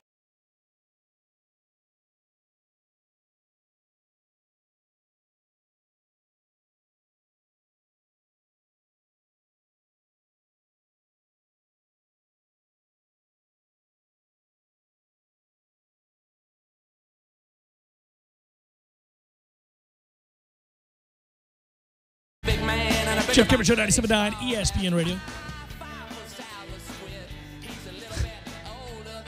I know you just have to bear with me here, but warning, tennis topic. Which you're like, yeah. Our audience, click.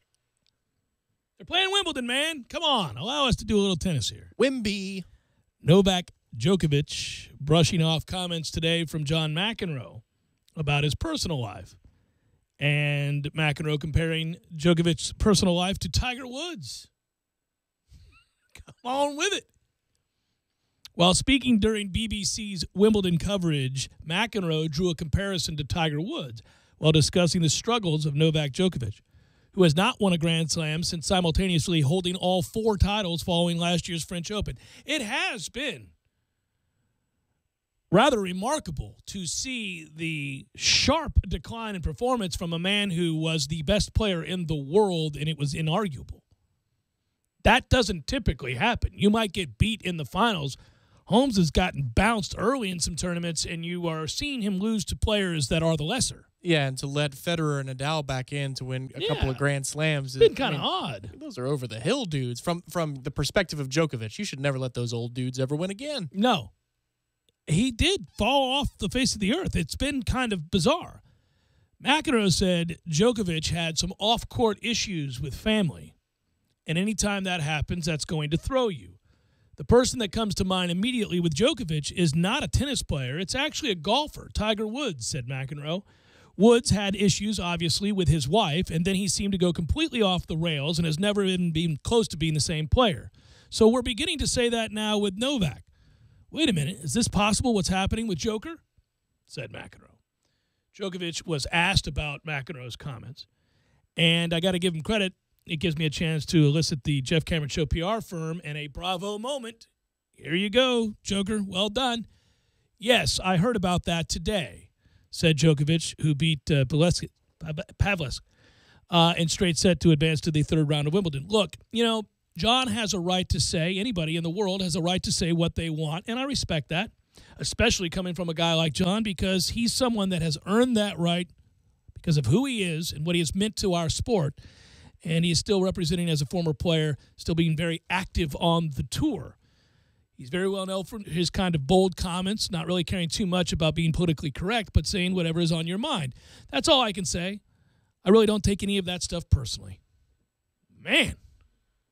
I mean, if you're asking guys to respond to criticism by famous color analysts within the sport, in any sport, whether it's a former quarterback now in the booth for the NFL or in college football or whatever it might be, this is what you would show them, taking the high road and saying, I respect the guy. He's got an opinion. He's got a right to it. I don't really have anything to say about that. That not only diffuses it, shows that you're impervious to that sort of criticism, or at least outwardly it does. I'm sure inside that probably pissed him off, especially if any elements of that weren't true, although they very well could be, and he knows that too. That's fascinating. I think what it does is it proves his point. Joker is weak and pitiful.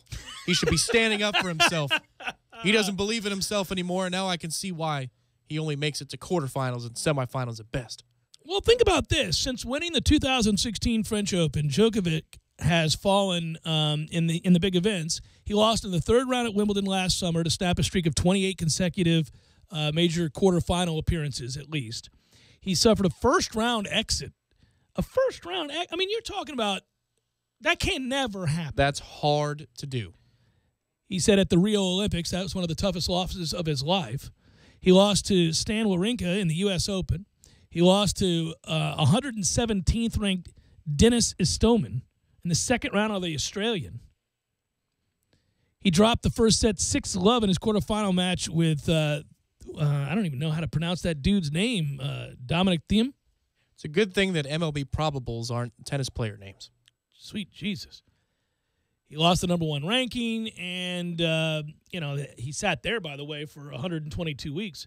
Djokovic went on to say that, and by the way, look, we don't know. I'm sure McEnroe is tuned in to the things that are happening in these players' lives off the course. I mean, they share a lot of the same sponsors over the years and certainly coaches and the like. So a lot of these people it's a close-knit family. And they talk. Coaches talk, players talk, and especially if you're doing your research as a color analyst, you're going to tournaments year-round, you're talking to other players, you're talking to other coaches, what they see from a player. And this is a steep drop-off from a player whose skill is, when he's right, better than everybody else's in the world. In much the same way when Jack Nicklaus offered the idea and the support to Tiger Woods that he needs a friend and I'm going to be his friend, if Jack wants to pick up the phone and get an answer about just what is going on in Tiger's life, Jack's going to get that answer. So when he says, that player, that person in the sport says something along those lines, it tells you all you need to know about where Tiger is in his life. When Johnny Manziel's dad says if somebody doesn't help him soon, he's going to die, well, I think he's an authority to speak on this matter. Yes. And I would suggest, too, that, by the way, a follow-up on all that Tiger Woods stuff, Tiger released a statement and most really recently saying that he is getting he went to a treatment center. He's getting help to balance the pain that he has in his back with the pain medication he was taking that obviously got away from him. And it was interesting to note, Tiger's not the most beloved figure on the PGA Tour. He's a guy that people certainly admire in terms of ability. Nobody could ever question that. Mental toughness, people never questioned that. And then also what he did for salaries across the tour. They're all forever grateful to him for that. It's golf's Louisiana Purchase. I mean, and he's Jefferson. Yeah, he did some amazing things for the PGA Tour from a ratings and financial standpoint, and he's one of the greatest players of all time. Nobody denies that, but in terms of the person and things that he's done on the course and off the course that aren't score-related, well, sometimes they are score-related. Damn right My they bad. He's not as well respected Put or the liked. sock on the door. I knew it. I just knew we were set up for this. Anyhow. Well, when you're talking about his treatment, I can't, but Right. since you brought up scoring, Yeah, sure. He's not all that well respected in that regard, that he's not considered the nicest guy in the world and could be standoffish and downright juvenile at times on the course. He did a lot of things in terms of standing in players' sight lines and all that kind of stuff, which we've talked about before. But when player after player after that most recent statement came out and unprovoked said, I'm really rooting for him to get the help he needs, that told me, man, there were people legitimately concerned for that guy's safety. He may be an a-hole, but nobody wants to see anybody die around here. Right. Yeah, That's kind of what they're saying. When you have 7 or 8 players who don't like the guy, and they're saying, I really hope he's okay. I really hope whatever treatment he's getting takes. Well, damn, they're just telling you, my man's a drug addict, people. I wonder if they asked Duffner about it. Duffner, your thoughts on Tiger's troubles? Oh, I don't think that would be appropriate. Poor Duffner. I shouldn't say poor Duffner. He's a multi-millionaire. He's doing fine. Just won in the last month. Yeah. And he was sure to make a point as he walked to the winner's tent that he had his girlfriend arm in arm. Yes, he did. And Duffner's done fine again. He's moved on. But the one that's in the commercial currently for shipping your sticks across the country in the bags, that one? Hell yeah. Yeah. He's not going to be able to get anything better than that. My man, that's special. We should move on before I get myself in trouble. Jeff Cameron Show, 97.9 ESPN Radio.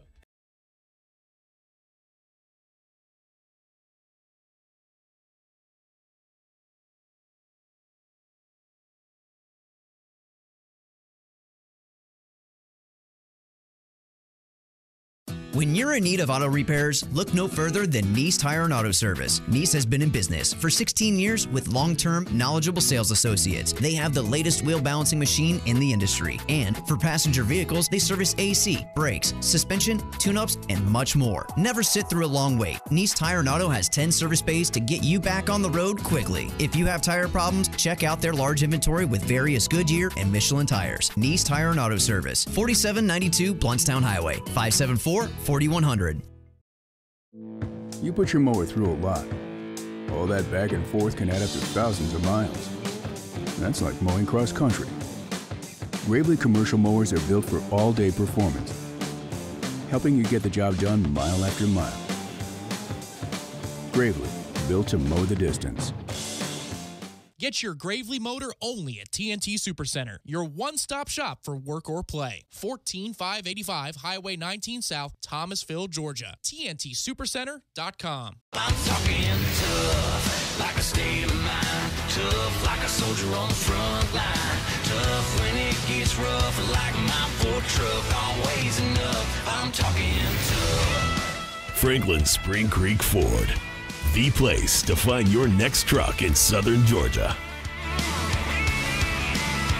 I'm talking tough. Hey y'all, we're Chris and Preston from Low Cash. Head to Franklin Spring Creek Ford and see them about all of your vehicle needs. And try us on. I promise you, you won't be disappointed, and you will go home in a new Nissan at an unbelievable price and a low payment. Craft Nissan on Mahan Drive between Academy Sports and Costco. We have over 400 new Nissans in stock.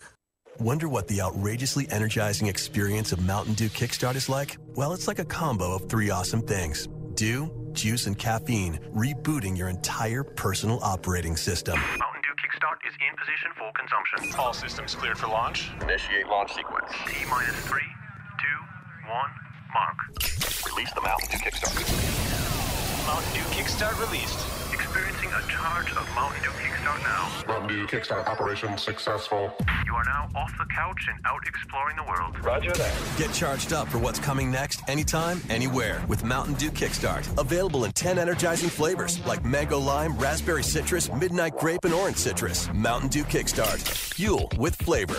RCD Shell knows how to keep you cool and refreshed. All 20-ounce Pepsi and Mountain Dew products are 2 for $2.22. That's right, 2 for $2.22. And 28-ounce Gatorade is buy one, get one free. It's more fun with Pepsi and Dew, so bring on the bubbles with these cool prices at RCD Shell. Hold everything for less. The Pack Store Save event is going on now at the Home Depot, and the shelves are full of smart storage solutions. Start with durable 27-gallon storage totes for just $8.97. They're made of heavy-duty resin to hold up to 400 pounds. At that price, you should get a few extra, just to hold the money you'll save. Come get organized at the Pack Store Save event going on now at the Home Depot. More saving, more doing. Valid through August 23rd, U.S. only. By the time that we got up there, his room was filled with smoke. The wind had blown and drifted the snow up against the side of my house, blocking the exhaust from my furnace. I heard the smoke alarm going off in my friend's apartment. Without the kid's smoke alarm, my son would not be here today. Had it not been for that carbon monoxide detector, they would come to school and not have their teacher there. I grabbed my fire extinguisher and put out the fire. Kidda makes technology that saves lives. Get these essential products at the Home Depot. Charlie is all over the place. He's so unorganized. How do I get him to be more responsible with his academics? I've tried everything. Hi, I'm Lance Davis. Let Engaged Academics help your child learn how to work through these common issues. Visit engagedacademics.org for more information. That's engagedacademics.org. Tallahassee Sports Center. I'm Lee Gordon. No news is good news from around our area, but a lot of news being made overseas. American wildcard entry Bethany Mattek-Sands injured her right knee at Wimbledon and had to retire from her second-round match. On the men's side, the big guy, John Isner, lost in 5 sets in the second round. Well, if you haven't seen the outburst from Bernard Tomic, you may want to check it out. He's been dropped by racket sponsor Head just hours after he was fined for that unsportsmanlike conduct following his first-round exit at Wimbledon. Some baseball news. Terry Francona will miss some more time after he was hospitalized for chest pains, among other things. The Indians manager is now up in the air as to whether he can even manage the All-Star game in Miami next week. And you've been waiting for the Tom Brady book for your entire life? Well, now you have it. The TB12 Method, How to Achieve a Lifetime of Sustained Peak Performance, comes out in September. The publisher bills it as the Athlete's Bible.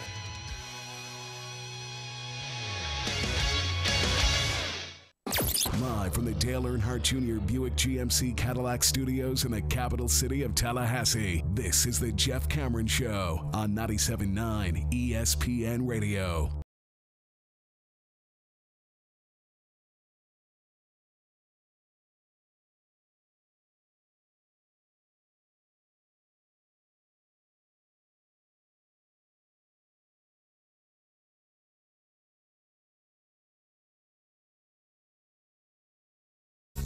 Jeff Cameron Show, 97.9 ESPN Radio. Well, don't disagree with this. Theo Epstein says the Cubs will turn it around only if they play better. I'm not making trades. Get it together. I like that guy. I wish he were my GM.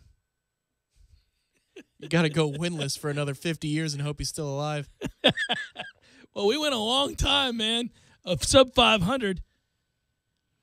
But I do, people this time of year, we're approaching the All-Star game. Everybody will look at the teams and say, all right, well, are we buyers or sellers? And Cubs have really underperformed, and you get a pass for the next 10 years. We've learned that. If you win a championship, the Bucks, I don't think you and I held them accountable for till 2010. Like it might have been 2012, 13 before we started going, all right, this being sorry shenanigans going on for a decade now is no longer acceptable. But that Super Bowl bought us at least 8 years of being fairly indifferent about their mediocrity or poor play. No, there's no doubt. And I wonder, I think the Cubs might be in a more unique situation where maybe that one's good for another 40 years. 40? Well, because they were never going to win one. Well, I know. And to get that one, obviously, and to get that monkey off your back, the all-time, sorry ass streaks ever seen, sure, but I'm just saying the plight of a Buccaneers fan is not quite the same as a Chicago Cubs fan. I mean, that's over 100 years, yeah. Traditions, generations sharing the tradition, I should say. People living and dying saying, man, well, maybe you'll be luckier than I. Yeah. Oh, well, they certainly get more than a year.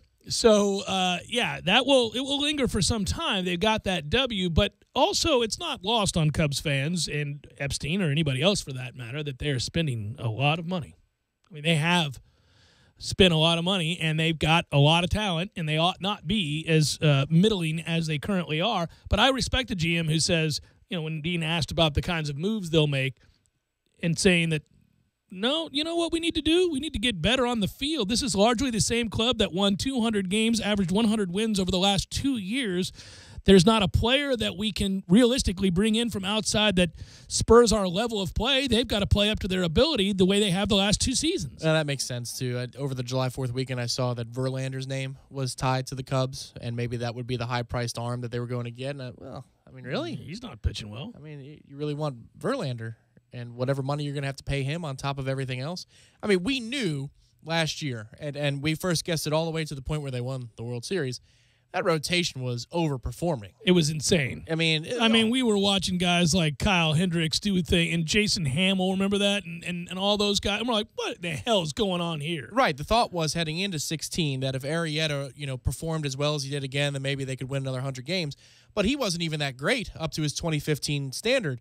And yet all these other guys are just, you're all going to have sub-350 ERAs? Great. Well, I guess you're all ticketed to go win 105, 110 games. And they were. But then this year, it looks more like they're playing to the back of their career. Bubblegum card, the baseball pack. Yeah, Yes. the baseball card, bubblegum in the baseball card. Get it together, Jeff. Arrieta hasn't been great. And by the way, he's scheduled to be a free agent at the end of the seasons. For that matter, so is John Lackey. So if you did want to move somebody, the thing with Arrieta, he sucked in Baltimore. Found this magic formula called steroids. Oh, wait, we don't know that. Lifting. And then now we're seeing a guy, again, human, but his stretch of dominance is relatively small. But he burned so bright for those couple of years. Oh, yeah, no, listen, it's amazing. If he's truly not on any sort of performance-enhancing drug, then whatever he captured there is remarkable because he was never that pitcher prior and he hasn't been since. But, man, when he was on it, whatever tweak it was, and David Ross told us that it was a unique delivery and it was hard for people to pick up the baseball, and he throws across his body, which is not what you would teach, but he has the ability to do it, and it is unique. It's possible, certainly. I tongue-in-cheek in this thing all the time about him because of his physique, but, if it was that, and he's been unable to find that slot again, if you will, then it is possible that he just returns to what he was, which was a pretty average to subpar pitcher. I think the garbage thing is nobody believes in the Brewers, so one would think that 87, 88 wins might be able to carry the division. So the Cubs could really be awful and just woeful against expectations for the first 100, 110 games, and yet still win the division. And if they put it together at the right time, then they're as dangerous as any team in baseball in that postseason. Because, I look at that West, and I see that it's still Dodgers, Diamondbacks, and the Rockies have gone nuts this year. A couple of those teams have cooled off a little bit in the last 3 weeks. But I don't really, I guess I buy in the Dodgers. But beyond that, I don't believe in any of those teams. If the Cubs make the playoffs and they win the Central and they're in a best-of-5 in the division series, they could be playing any of those three out of the West, and I'd still pick the Cubs. I don't know, man. I'm telling you, with Kershaw coming back, the Dodgers are plus 155 in differential. They are 57-29. I have a hard time not believing in the Dodgers, and Arizona hits a ton. Maybe I'm rooting against the Cubs, so it's harder for me to be objective at all. But I think those two teams are for real. It's been fun. By the way, that West, I wish we saw more of it. We both love baseball, and we don't spend a lot of time on it because people don't want you to spend a lot of time on baseball. But, it's crazy to think you have 3 teams in the West, all with 50 wins or more as we approach the All-Star break. I don't think anybody thought that – well, you may have thought that Arizona would be better, or you may have thought Colorado would be better, but the idea that the Dodgers, D-backs, Rockies all in the same division would have 50 or more wins and all be more than 10 games above 500 by the break is probably pretty eye-opening for most baseball people. I mean, that's a surprise. Coupled with the Cubs at 42-42, the rest of that division besides the Brewers is under 500, has really been embarrassingly bad. It has the Central. The Nationals are what people thought they'd be. The Mets are the surprise bad team in that division. A lot of that has to do with injury, but they haven't pitched. Braves are a good story. By the way, Braves fans, I've kind of my Pirates are terrible this year, and so you look around for interesting stories because I just like the game, and I watch my boys every night, but I'll flip over, and the Braves have been kind of fun. They have overachieved. At 3 games under 500, I got to say I'm kind of proud of that team, and I don't even care about the Braves. No, they're a fun bunch to watch. Yeah, there's no doubt about that. You can say that against rivalries, especially as they get older. I'm willing to look and see, but they're fun to watch. Just to return to the Dodgers for a second, though, I mean, do you really think that Wood is going to sport a sub-1 ERA for the whole season, and that Justin Turner's going to hit 380 for the entire season, and Bellinger's not going to cool off at some point once there's film on his swing? Even if they do, though, I think when you look on balance, that's a really good baseball team. Yes, they're beatable. I'm not telling you they look like the juggernaut that the Cubs were a year ago. The Cubs were so obviously the best team a year ago. Or that the statistics say that they are. I mean, a plus 150 run differential team should be one that inspires fear. But, I mean, do the Dodgers really do that? There's a bit of a discount factor going on because of the October failures. And I think that's the biggest part of it. I think that we look at them with a jaundiced eye because we've seen gaudy Dodger records only to see them flame out in the postseason. So you go, well, maybe. Go ahead and win 100 games. We'll see if you beat anybody in the playoffs. So, yeah, I think there is an element of that to it. What's good about baseball as we head towards the All-Star break is the Astros are a great story. And they hit a ton and a lot of fun to watch if you ever get a chance to do it. Meanwhile, the Red Sox and Yankees are separated by 4 games, which is good for baseball atop that division. The Rays are a great story, 2 games above 500 themselves, just 5.5 games out of first place. So that division is good, and when the American League East is good, it's a lot of fun for people to watch. It brings more people to sets to watch baseball. The Indians, who made the World Series a year ago and really were that close to winning the whole thing, kind of struggled but now find themselves in first place. And the Royals, who we discounted, especially early in the year with the way they played, have fought back to over 500 by 4 games. They're right there. So you have 3 teams, including the Twins, who have been a big part of that story. You've watched a lot of Twins baseball because your girlfriend's a Minnesota Twins fan. They're, I think, a game and a half, 2 games back. They defy, the run differential. It doesn't make any sense. Yeah, but it's lovable. It's just if you're looking for great storylines and engaging storylines for baseball, and you do that every year around the All-Star break, like what am I paying attention to for the home stretch? You got a lot of options here. Did you see the picture over the weekend of Altuve and Aaron Judge? Yeah, foot difference or whatever. Because they were tied at that point. Right now, Ben Gamel leads the American League in hitting at 335. But they were tied to top the charts.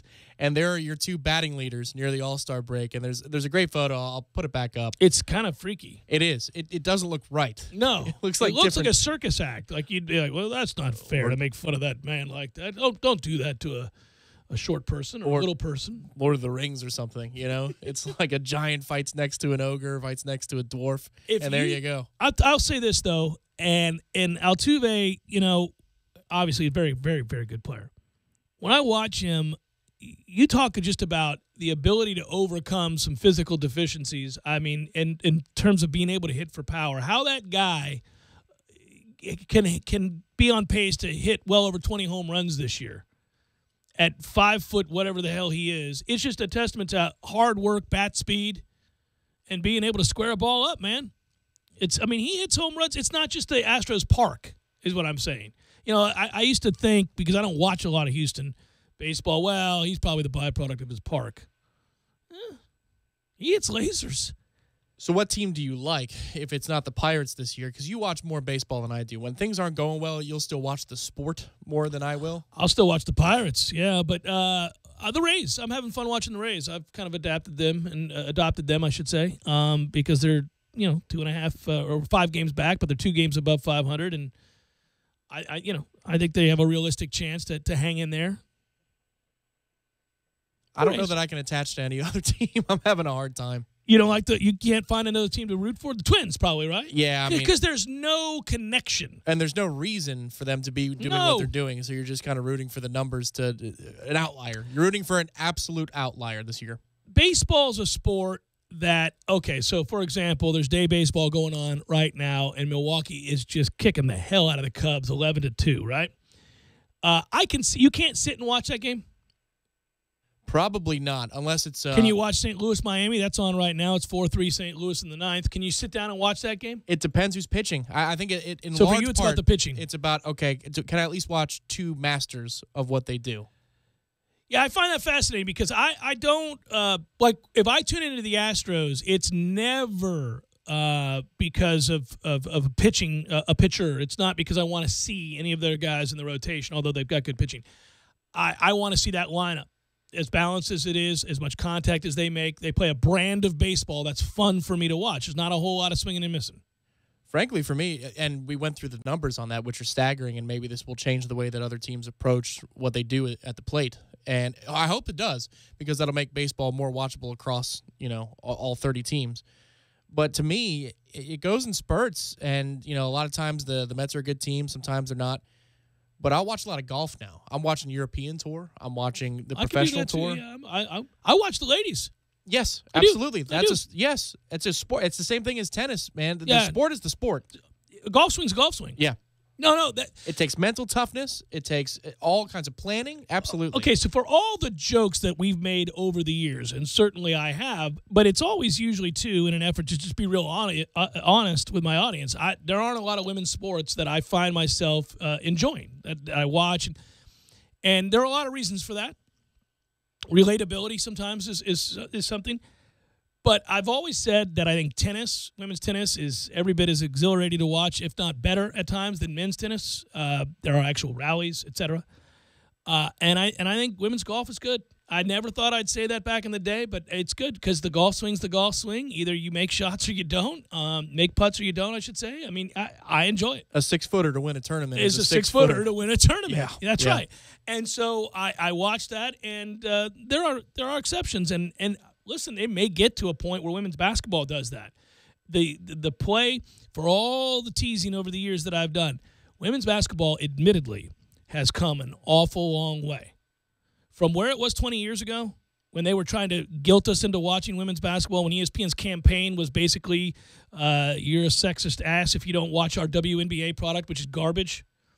It's come a long way from then, because the level of athleticism has improved. The amount of talented women players whose skills are akin to that of men or getting closer is it's entertaining. It's allowed for more entertainment and better brand of basketball. It's still not above the rim, and we gravitate towards the men's game because it is. Sure. Well, it'd be like, consider volleyball. And, if there wasn't any above the net play in the women's version of the sport. Right, that's just not as good. I'm not doing this. Good Lord. So then we're just going to bump, set, and bump? It's a dynamic element.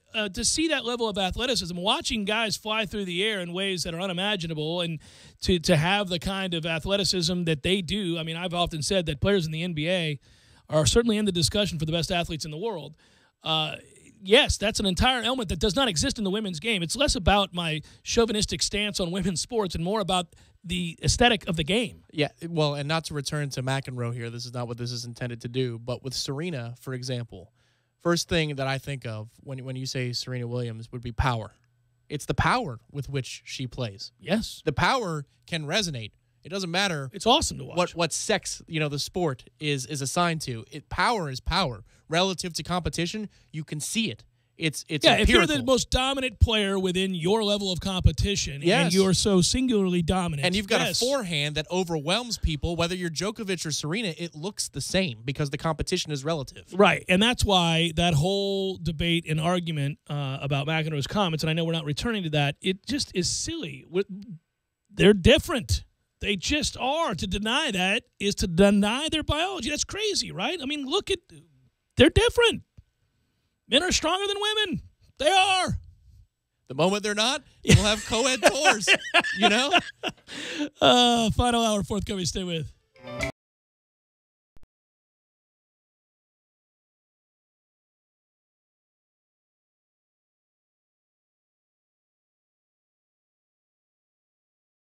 When you're in need of auto repairs, look no further than Nice Tire and Auto Service. Nice has been in business for 16 years with long-term, knowledgeable sales associates. They have the latest wheel balancing machine in the industry. And for passenger vehicles, they service AC, brakes, suspension, tune-ups, and much more. Never sit through a long wait. Nice Tire and Auto has 10 service bays to get you back on the road quickly. If you have tire problems, check out their large inventory with various Goodyear and Michelin tires. Nice Tire and Auto Service, 4792 Bluntstown Highway, 574-4100.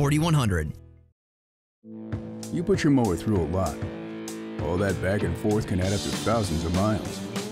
That's like mowing cross country. Gravely commercial mowers are built for all-day performance, helping you get the job done mile after mile. Gravely, built to mow the distance. Get your Gravely motor only at TNT Supercenter, your one-stop shop for work or play. 14585 Highway 19 South, Thomasville, Georgia. TNTSupercenter.com. I'm talking tough, like a state of mind. Tough, like a soldier on the front line. Tough when it gets rough, like my Ford truck. Always enough. I'm talking tough. Franklin Spring Creek Ford, the place to find your next truck in southern Georgia. I'm talking tough. Hey y'all, we're Chris and Preston from Low Cash. Head to Franklin Spring Creek Ford and see them about all of your vehicle needs. Weekend specials. There's always something exciting going on at Creek Entertainment Gretna. I-10 exit 174, Gretna, Florida. If you're looking for a heavy-duty utility tractor at a compact price, look no further. The Mahindra 41-horse 4540 is the one for you for only $11,995. Pound for pound, horsepower for horsepower, the Mahindra 4540 tractor can push more, pull more, and lift more than any other tractor in its class. Hydrostatic power steering, industry-leading, zero-deductible, 7-year limited warranty. TNT and the Mahindra 4540 tractor making the competition green with envy. 14585 Highway 19 South, Thomasville, Georgia. 229-228-5297 or online at TNTSupercenter.com. It's that time again, the 13th annual Sea Quarters Marina Youth Fishing Tournament, Saturday, July 22nd. This is a free tournament open to kids 16 and under. The fishing hours range from 8 a.m. to 4 p.m. All kids must attend the fishing clinic with parent or guardian at the marina on Friday, July 21st at 6 p.m. At the completion of the clinic, each kid receives a rod and reel, t-shirt, hat, and trophies will be awarded for the first 3 places in each category of the tournament. You can register at Sea Quarters Marina, 501 St. James Avenue, Highway 98 Carabel, 850-697-8400. If you're looking for a heavy-duty utility tractor at a compact price, look no further. The Mahindra 41-horse 4540 is the one for you for only $11,995. Pound for pound, horsepower for horsepower, the Mahindra 4540 tractor can push more, pull more, and lift more than any other tractor in its class. Hydrostatic power steering, industry-leading, zero-deductible, 7-year limited warranty. TNT and the Mahindra 4540 tractor making the competition green with envy. 14585 Highway 19 South, Thomasville, Georgia. 229-228-5297 or online at TNTSupercenter.com.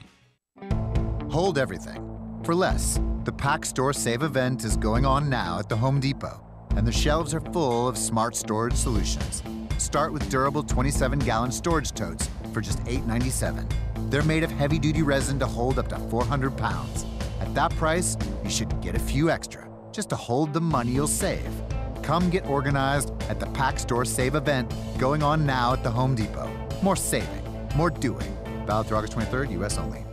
By the time that we got up there, his room was filled with smoke. The wind had blown and drifted the snow up against the side of my house, blocking the exhaust from my furnace. I heard the smoke alarm going off in my friend's apartment. Without the kid's smoke alarm, my son would not be here today. And had it not been for that carbon monoxide detector, they would come to school and not have their teacher there.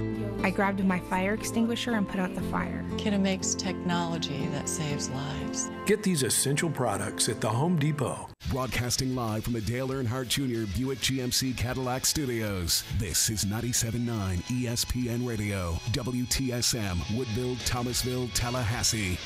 Tallahassee Sports Center.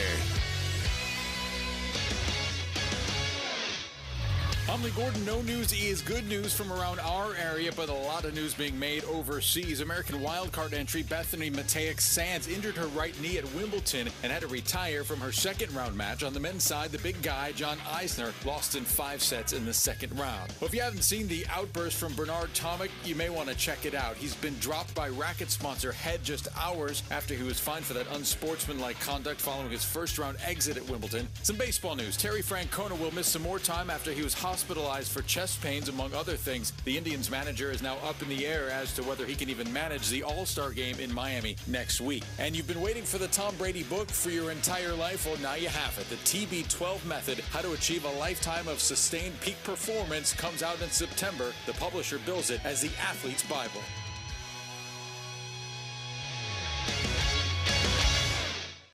Live from the Dale Earnhardt Jr. Buick GMC Cadillac Studios in the capital city of Tallahassee, this is the Jeff Cameron Show on 97.9 ESPN Radio.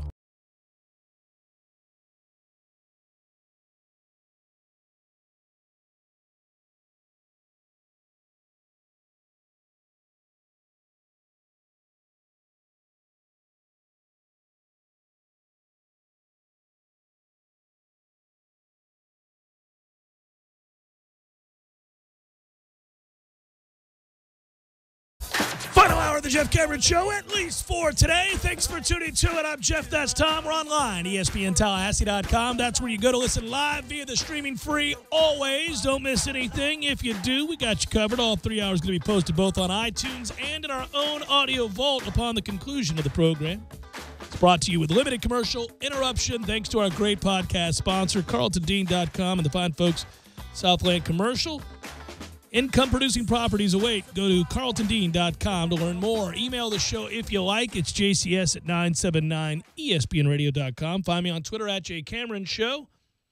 Also on YouTube, you can follow the feed, watch us perform the show. Type in ESPN Tallahassee and subscribe to that. You'll be good to go. So, by the way, I should make mention of this. It's that time of year where we're all starving, as we noted yesterday, for various nuggets. College football, next week's ACC meetings. I'll be there.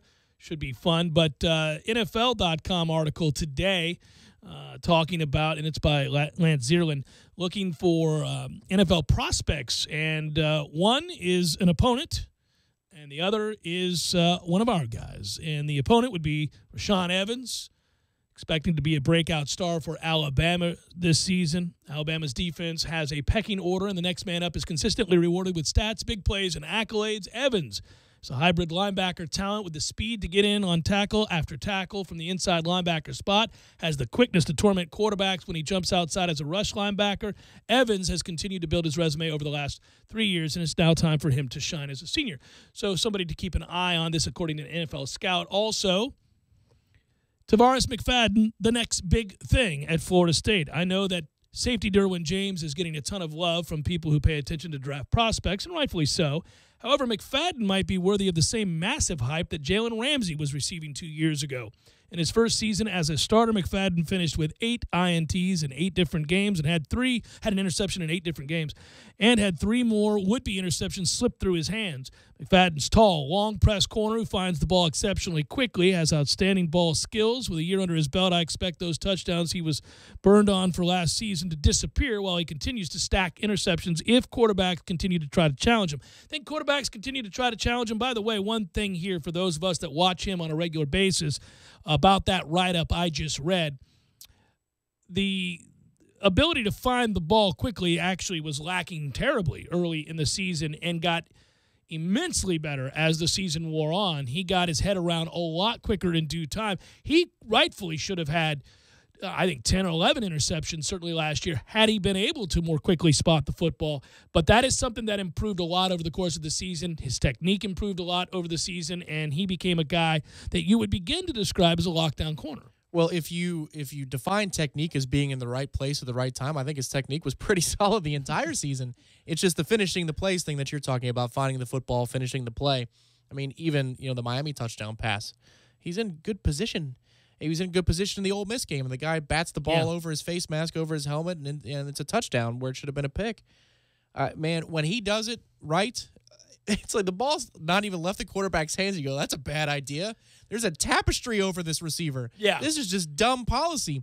I think based upon who wins the other corner job and how they perform the first couple of games will dictate how often Tavares McFadden is challenged. But, I mean, there's going to be a new corner out there. So whoever that is going to be, I would figure, would get the lion's share of targets earlier in the season. You know, I think, too, it's funny to talk about him being largely overshadowed by the fact that you have a Derwin James. It is true. I mean, 8 interceptions doesn't usually get overshadowed. It's hard to ignore 8 interceptions for a first-time full-year starter. But if ever it happens here because of a Derwin James. And, you know, that defense will be better. We know that. It'll be better because – we like to think they made adjustments in the second half of last season and that it wasn't just that they were seeing fewer teams that run the kinds of offenses that give us trouble, but also because they made adjustments and figured out where to be. But also because, obviously, they get Derwin James back, and there's a ferocity to his game that I believe is infectious. It's what really kind of permeates a defense when a guy plays the way Jalen Ramsey did, where he's not looking just to make plays. He's looking to hurt guys, and I don't mean that as a derogatory statement. I need a few guys on my defense that play up to that edge, that play with a level of nastiness that borders on unnecessary. Because I believe that's how defense is played. It's a nasty affair, and this isn't a game of chicken. You're trying to hit people and send messages.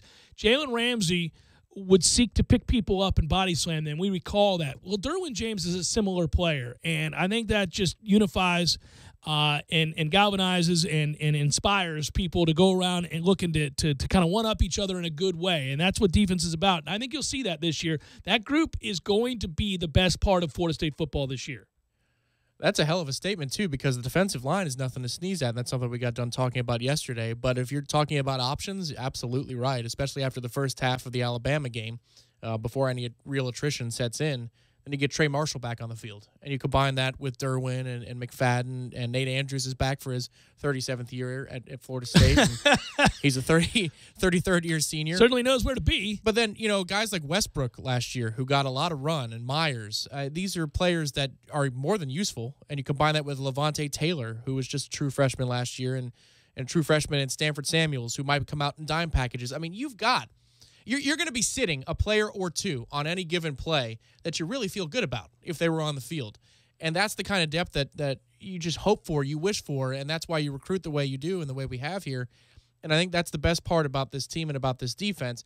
As long as linebacker play is average to above average, somewhere in there, we have the ability and the depth to survive a little bit of attrition on the defensive line and in the defensive backfield. When you throw around the names Levante Taylor, Tavares McFadden, Trey Marshall, Derwin James, Myers, Becker, Lane, I mean... Yeah, I didn't list Ermon Lane or Becker. You forgot Becker. about Ermon Lane, and you forgot about Carlos Becker. I mean, they are low. You realize, I mean, we do this all the time with the defensive line. You know, we talk about DeMarcus Christmas and Derek Nottie, and we talk about Walia Aim and Frederick Jones even, and those guys, Marvin Wilson. You know, we get excited about what the depth looks like there. I think we get excited this year, even at defensive end, where you'd say, all right, Brian Burns, Josh Sweat, but also bring in a Kane Doe who may right off the bat make an impact. It seems like he's capable of something along those lines. But it's easy to overshadow that secondary, which everybody knows is good, but I'm talking about the depth of that secondary. Man, that's... And here's the thing. I mean, obviously, you wouldn't want to do it this way. You'd rather have him play a bit of it more in the backfield. But if linebacker suffers an injury, with all of these players you're mentioning, you could move Derwin James up, and you wouldn't lose anything in the linebacker position. Not one bit, because we play hybrid roles anyway. It really doesn't matter if it's the money position or the star position. Right. That's weak side linebacker, strong side linebacker. So if you want to get all of that talent on the field at once, and you want to combat a 3 wide receiver personnel, then there you go. As an aside, are we ever going to just go back? I mean, what's the need to call people money and star when they are exactly what you just said they are? Why do we have to do that? Because Bill Belichick did? It's proprietary. I mean, we'll just call him a weak side linebacker. He's our garnet and he's our gold. Just call him a middle linebacker. Call him a strong side linebacker. Call him a weak side linebacker. Used to be Rover, yeah. Yeah, just be done with it. Why do we have to keep switching up terms? There's no reason for that. Linebacker sounds good. Well, Derwin James could be either. That's the thing. Yeah. So you could say Well, I mean, everything. I don't know why, but I Derwin like the James, way. badass. Yeah, just say he plays the badass role. I just like that. You know, I used to be able to look and you'd say, all right, OLB, he's an outside linebacker. MLB, he's a middle linebacker. What is this newfangled terminology? But no, but it just changes constantly, and it's the same damn thing by and large. I mean, there are other elements to what they do, and We'll have a couple of linebackers, a couple of corners, Yeah. one safety, and a badass, and that's Derwin. And the badass is, that used to be called Rover. We just call ours badass. We'll line him up anywhere. He's a defensive end. He's a middle linebacker. He's an outside linebacker. He's a corner. He's a safety. He's a guy that'll hit you. We call him badass. Yeah, Cam Chancellor's one at the next level. Yeah, It's the same position. Same position. It's really they're the only two guys Badass. to really run that position. And do Well, it and if Jalen puts on weight, maybe he could. Who knows? Yeah, he could. Yeah, he probably. Long arms. He doesn't have probably. Yeah. the 6'3" frame that Cam Chancellor does, but Yeah, and one thing we haven't. If you go back, you know how people get so excited about highlight reels, people high school highlight reels of that. You ever watch Levante Taylor in special teams? yeah, we thought that he was going to be the answer right away. I know. Punt returner. I know. But and by the way, Is it against the law to have a good punt returner since Greg Reed? well, we happen to have been so spoiled with not just a good punt returner, but an all-time good punt returner in Greg Reed. But yeah, you don't have to be terrible. I don't need to be worried that you're just not going to catch the football. Why are we always fair catching the ball here? Can we advance it even if it's 7 yards on average? Can we do that? Derwin James has been kicked around. Oh, get out of here! Really? His name's BS. I know he's a kickoff returner, and that's already fun in and of itself. But Derwin James' name has been thrown around for that spot along with Taylor and Naquan Murray. well, Nooney sounds like a good, just in theory, because yeah. he can make you miss. But I think Levante Taylor Cam was Akers' name has been thrown around already. okay. Taylor was the one that was talked about at least on the trail, though, that he had the natural skills and poise, because that's a Mike Martin special. That's a position of poise right there. Why not Ryan Green? Can he do it? That poor kid. We like Ryan Green. I think he and Nate He's Andrews just a came in the same year. Ryan Green has been here forever, and he's played every position. He's played everything on the field. I'm kidding, of course, but can Ryan Green return kicks? Because there's a guy, let's be honest, that if he does, and Ryan, I respect you, brother, but if he gets hurt, you're all right. Hey, man, hey. I'm still Team Green. I've been Team Green for 12 years. If Ryan Green gets hurt, if we're going to be bad at returning kicks or average, Ryan Green can be average in the kickoff return. I'd like to be better in that front, too. Kickoff returns. I mean, I know what Gavin did to close out the season, but, I mean, damn. We were bad at it. We've been bad at covering kicks. We've had some real issues. It's a kind of a forgotten weak spot of our play, man. It drives me nuts. Ever since one Charles Kelly left that role. Yeah, well, you could say that we haven't fortified, and we got weaker in two areas when that move was made. You could. You could. You could. You might say it. The verdict is still out on some of that in some cases. It has been years in some other cases. Yeah. Is that going to take over as your chief concern over center? If we get a center. But until we get a center. We got one. His name is Bavion Johnson. Snapping the ball like a champion most recently, buddy. Bavion's going to be your starter out there. He's anything like the other B. Johnson who won a Super Bowl. Let's go, Bavion. That's my man.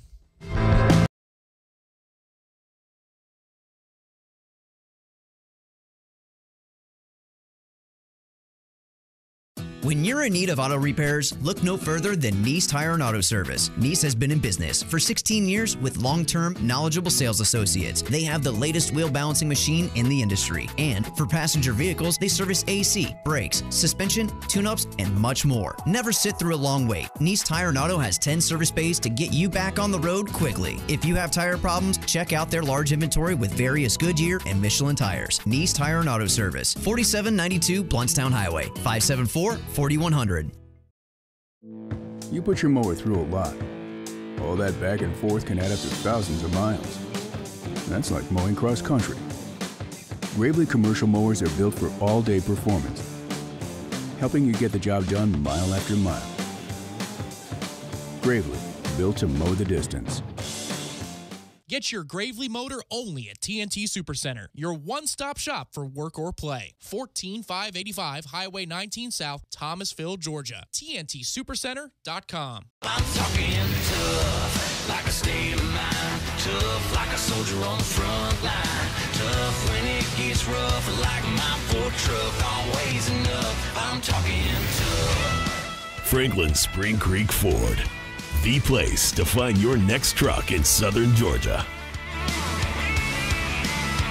I'm talking tough. Hey y'all, we're Chris and Preston from Low Cash. Head to Franklin Spring Creek Ford and see them about all of your vehicle needs. And a low payment. Craft Nissan on Mahan Drive between Academy Sports and Costco. We have over 400 new Nissans in stock. Out on the golf course, there are the obvious hazards. There's the pond, the bunker, the rough, the even rougher. Yeah, put me down for an 8. The giant maples. The row of houses out of bounds on the right. The angry flock of geese who surrounded your ball. Even the occasional groundskeeper you had no clue was there. But if you think you found every possible hazard out there, think again. The hazard you missed could actually be a killer. It's the spot on your skin, the one that could be skin cancer. Fact is, if you're a man over 50, you're in a group most likely to develop skin cancer, including melanoma, the kind that kills one person every hour. 1 in 5 Americans is likely to develop a form of skin cancer during their lifetime. That's why your best shot is to check for a spot. It's easy. Follow through and check your skin. It could be the save of a lifetime. Go to spotskincancer.org to find out how. A message from the American Academy of Dermatology. This is Shaquille O'Neal, here with 13-year-old Dylan. Pleased to meet me. What's that smell? My body spray, dude. A little strong, isn't it, bro? You know it. This is the perfect time for me to introduce new Gold Bond Men's Powder Spray. More than a scented body spray, it controls odor and wetness with a sophisticated scent. It really separates the men from the Dylans. Hold up. Have my earbuds in. You say something? Nope. Fellas, stay cool with Gold Bond. Be the host with the most and get the most savings at the Home Depot's Red, White, and Blue Savings Event with up to 40% off appliance special buys. Like the GE stainless steel gas range, a Home Depot exclusive, with convection oven, non-stick griddle, and extra large burners now for just $5.98. That's over $400 in savings. Shop our lowest prices of the season, only at the Home Depot. More saving, more doing. U.S. only while supplies last. See store for details. Valid 6/21 through 7/12. If you haven't stopped into Tallahassee's favorite hangout, the Fourth Quarter Bar and Grill on North Monroe Street, you're missing out. Hey, it's me, Courtney. Hey, it's me, Marissa. Last but not least, I'm Kim, and we're the girls from the Fourth Quarter. Okay, girls, there are lots of great nights to stop in at the Fourth Quarter, including Monday, where it's happy hour all day, including 2-for-1 Wells. There's Tuesday night trivia with Professor Jimmy, where you can win money. What other night should we stop by the Fourth Quarter? It's Kim again. Join me Saturday and Sunday mornings for Bubbles and Brunch from 7 to 2. $18.99, all you can drink mimosas and Bloody Marys, and it includes breakfast. Hey, Riss here. Come join me for lunch. We have over 20 lunch specials for just $7.50, and that includes a drink. I'm Courtney. Visit me on Monday nights when we have 2-for-1 Wells, calls, and domestic drafts all night. Don't miss out on the girls of the Fourth Quarter. Pick your favorite night and stop in. Say hi to the girls at 2033 North Monroe Street, the Fourth Quarter Bar and Grill, Tallahassee's favorite hangout.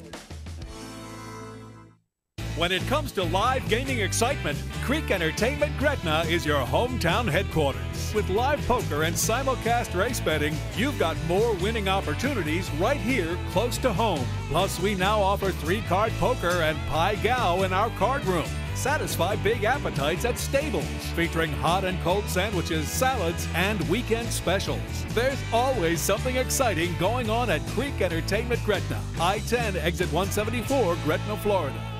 You're locked in with the Jeff Cameron Show on 97.9 ESPN Radio.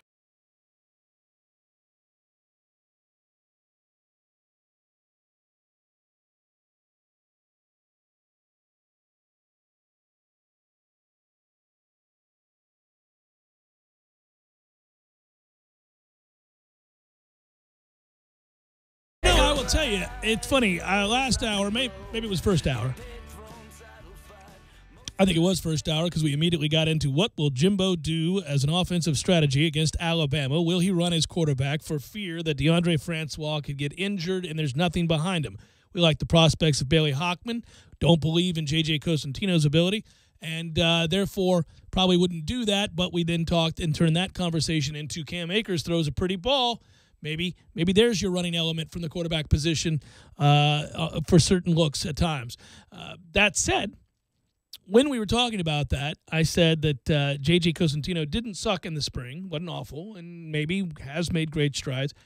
You know, we talk about what we want to see, what we think will happen, and all of that, but I will tell you what I hope happens is if Deondre Francois continues to take way too much punishment, knock on wood that that's not the case, and if he continues to hold on to the football abnormally long periods of time to allow himself to get hit and have to visit that injury tent that we saw frequented so often a year ago, if J.J. Cosentino comes in the game, not just because it gives us a fighting chance to win games if Deondre Francois is out, but because I'm actually rooting for this to occur, I'd like to see that kid have success.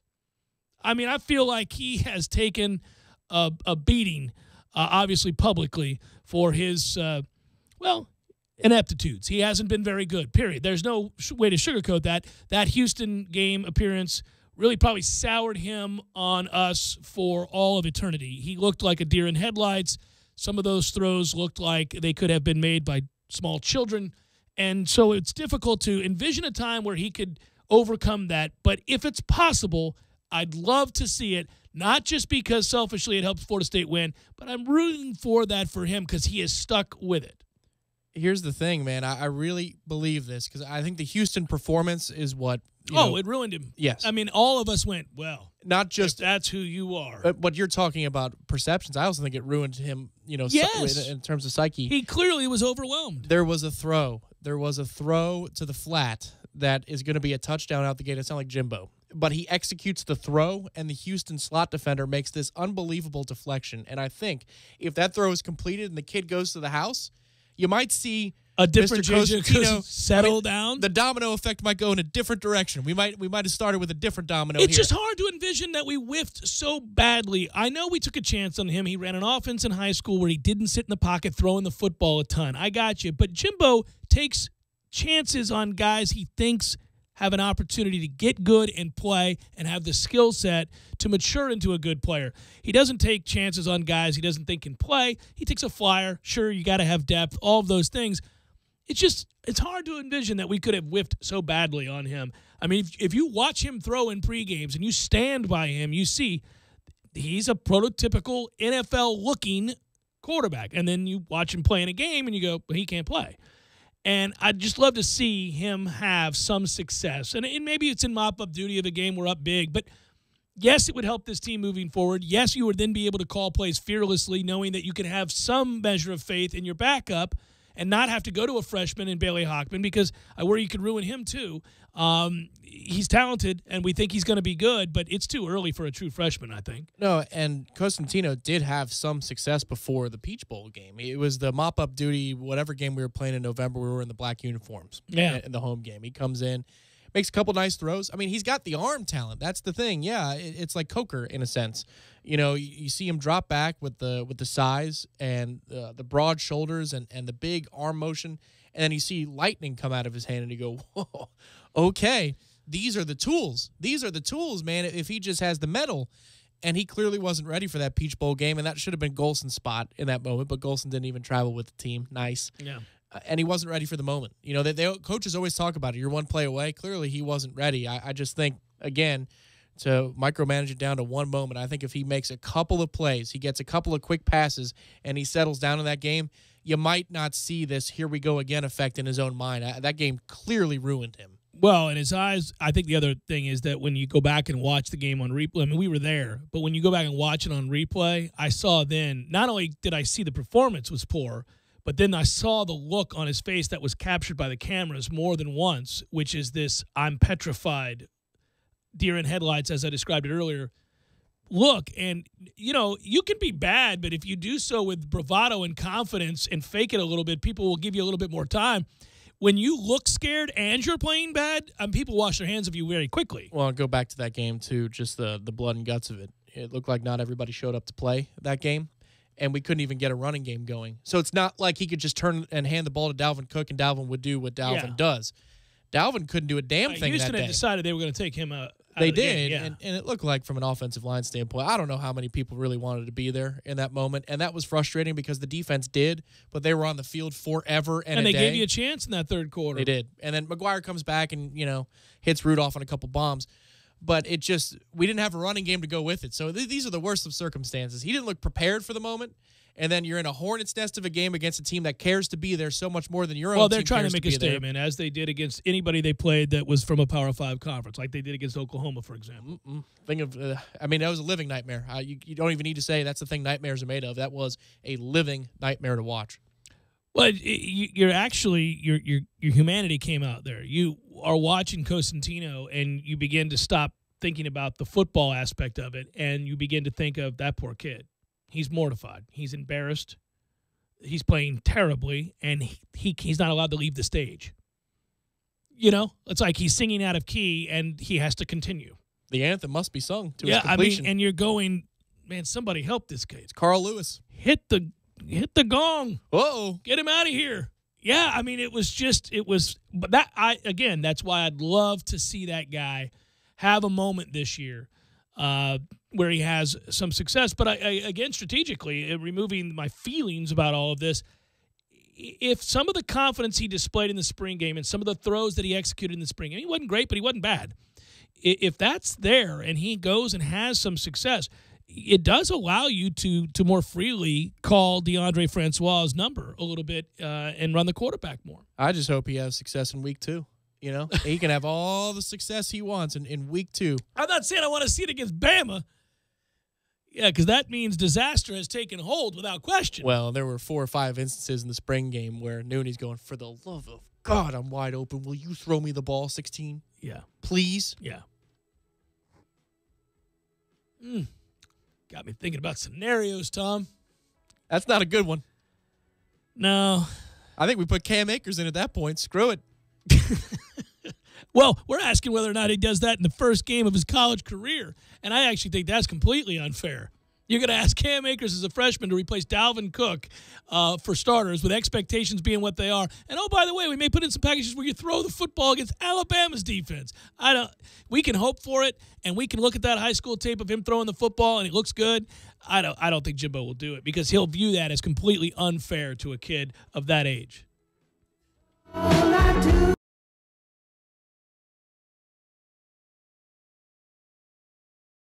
When you're in need of auto repairs, look no further than Nice Tire and Auto Service. Nice has been in business for 16 years with long-term, knowledgeable sales associates. They have the latest wheel balancing machine in the industry. And for passenger vehicles, they service AC, brakes, suspension, tune-ups, and much more. Never sit through a long wait. Nice Tire and Auto has 10 service bays to get you back on the road quickly. If you have tire problems, check out their large inventory with various Goodyear and Michelin tires. Nice Tire and Auto Service, 4792 Bluntstown Highway, 574-4100.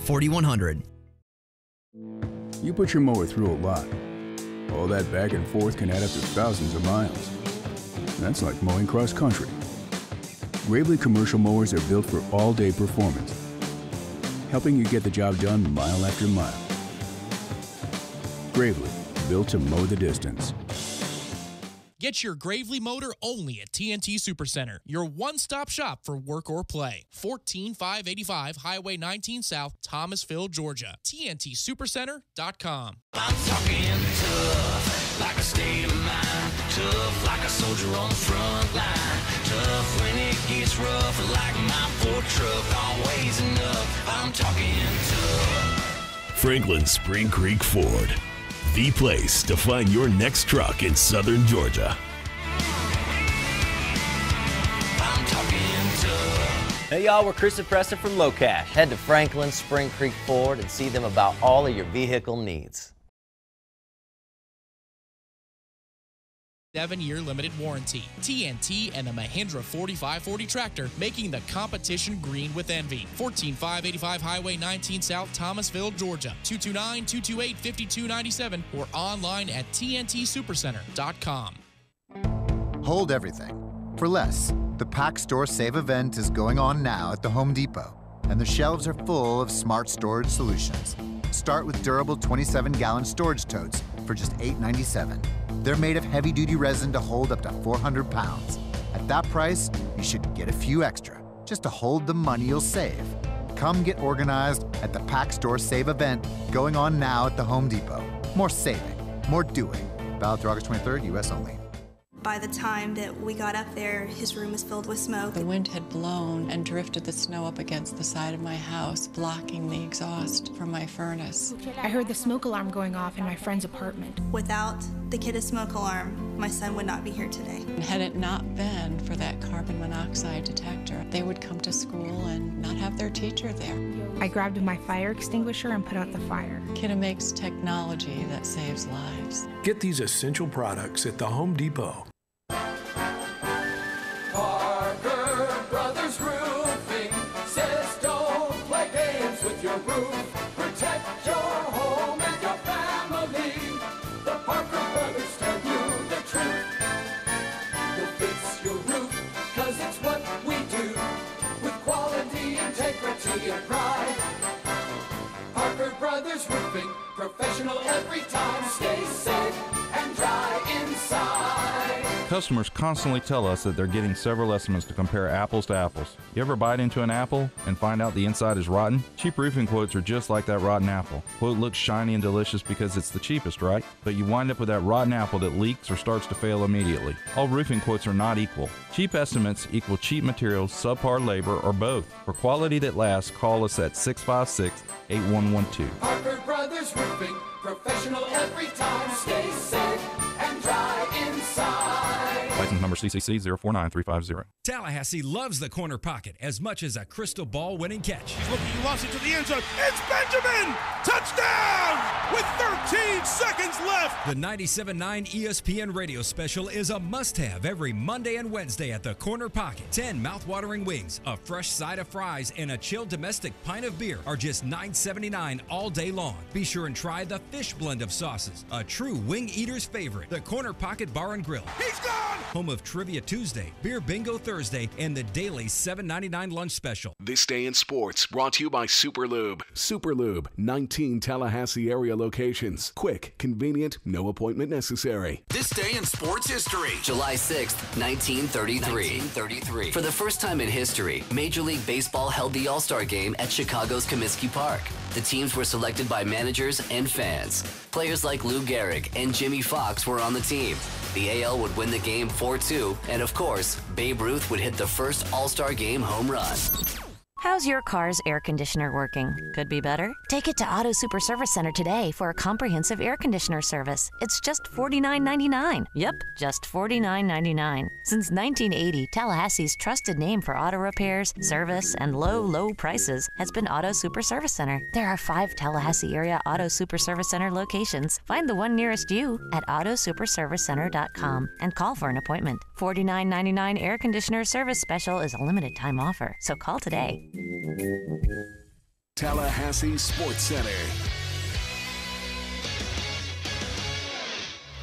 I'm Lee Gordon. No news is good news from around our area, but a lot of news being made overseas. American wildcard entry Bethany Mattek-Sands injured her right knee at Wimbledon and had to retire from her second-round match. On the men's side, the big guy, John Isner, lost in 5 sets in the second round. Well, if you haven't seen the outburst from Bernard Tomic, you may want to check it out. He's been dropped by racket sponsor Head just hours after he was fined for that unsportsmanlike conduct following his first-round exit at Wimbledon. Some baseball news. Terry Francona will miss some more time after he was hospitalized for chest pains, among other things. The Indians manager is now up in the air as to whether he can even manage the All-Star game in Miami next week. And you've been waiting for the Tom Brady book for your entire life. Well, now you have it. The TB12 Method, How to Achieve a Lifetime of Sustained Peak Performance, comes out in September. The publisher bills it as the Athlete's Bible.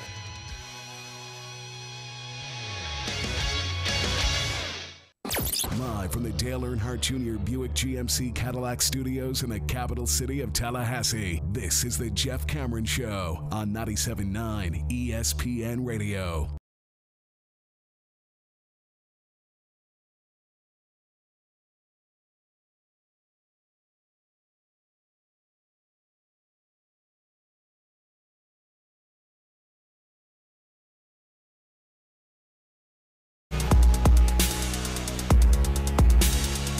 Let's make it happen, baby.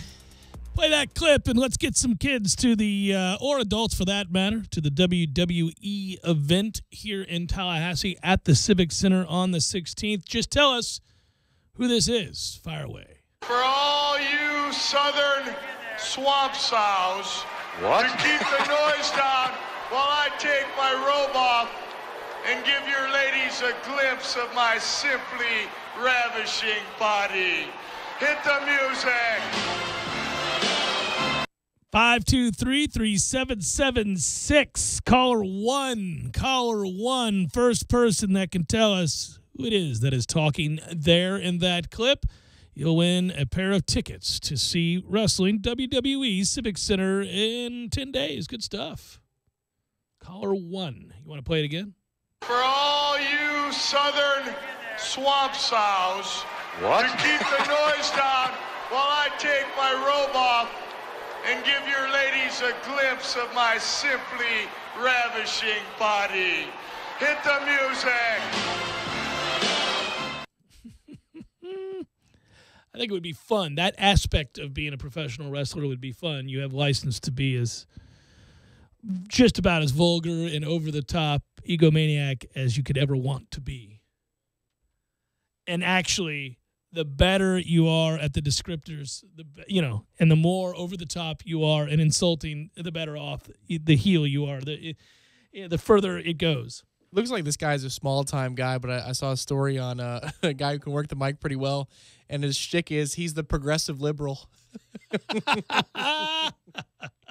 Between that and, like, the old Russian guys from years past, I mean, they even have one right now in WWE. I forget his name, but they bring out the pinup model that goes out with him and Rusev. Rusev, that's who it is. Yeah, and Rusev comes out with Lana, who used to be one of the Seminole girls. Oh, really? Yeah. No way. Yeah.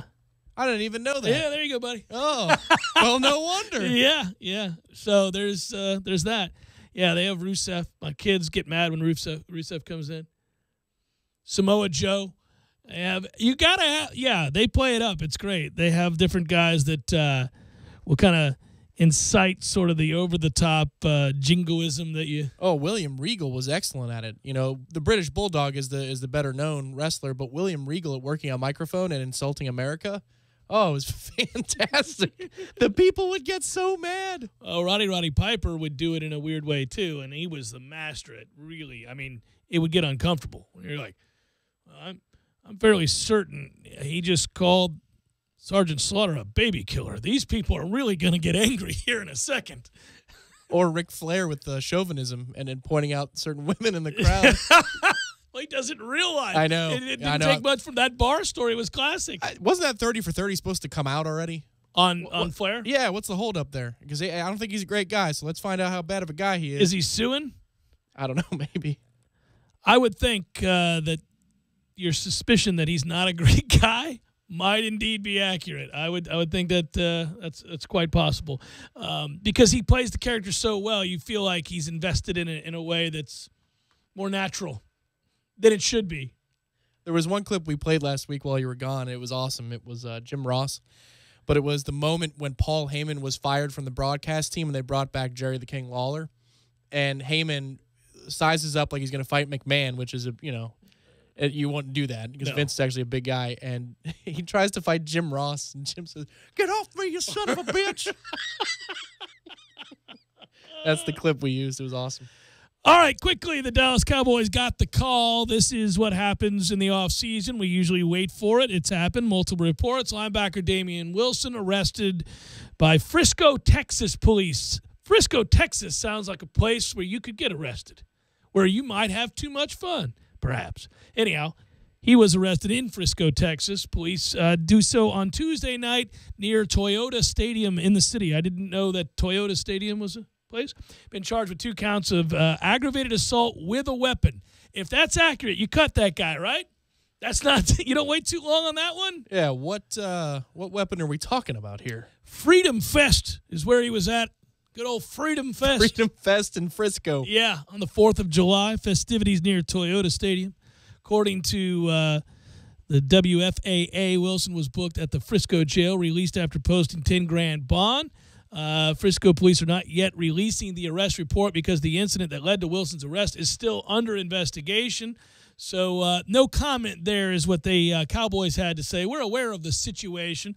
He was a fourth-round pick, 2015, out of Minnesota, played in every game for Dallas over the last 2 years, although he only has 5 career starts. Just testing the waters early in the little offseason. The last of the offseason arrests are going on now, and I figure that's one, if accurate, you got to let go, right? Aggravated assault with a deadly weapon. We don't keep you around. That's going to be problem. If accurate, that's going to be problematic. Is there a tape? You know, these are the questions you got to ask. How good are you?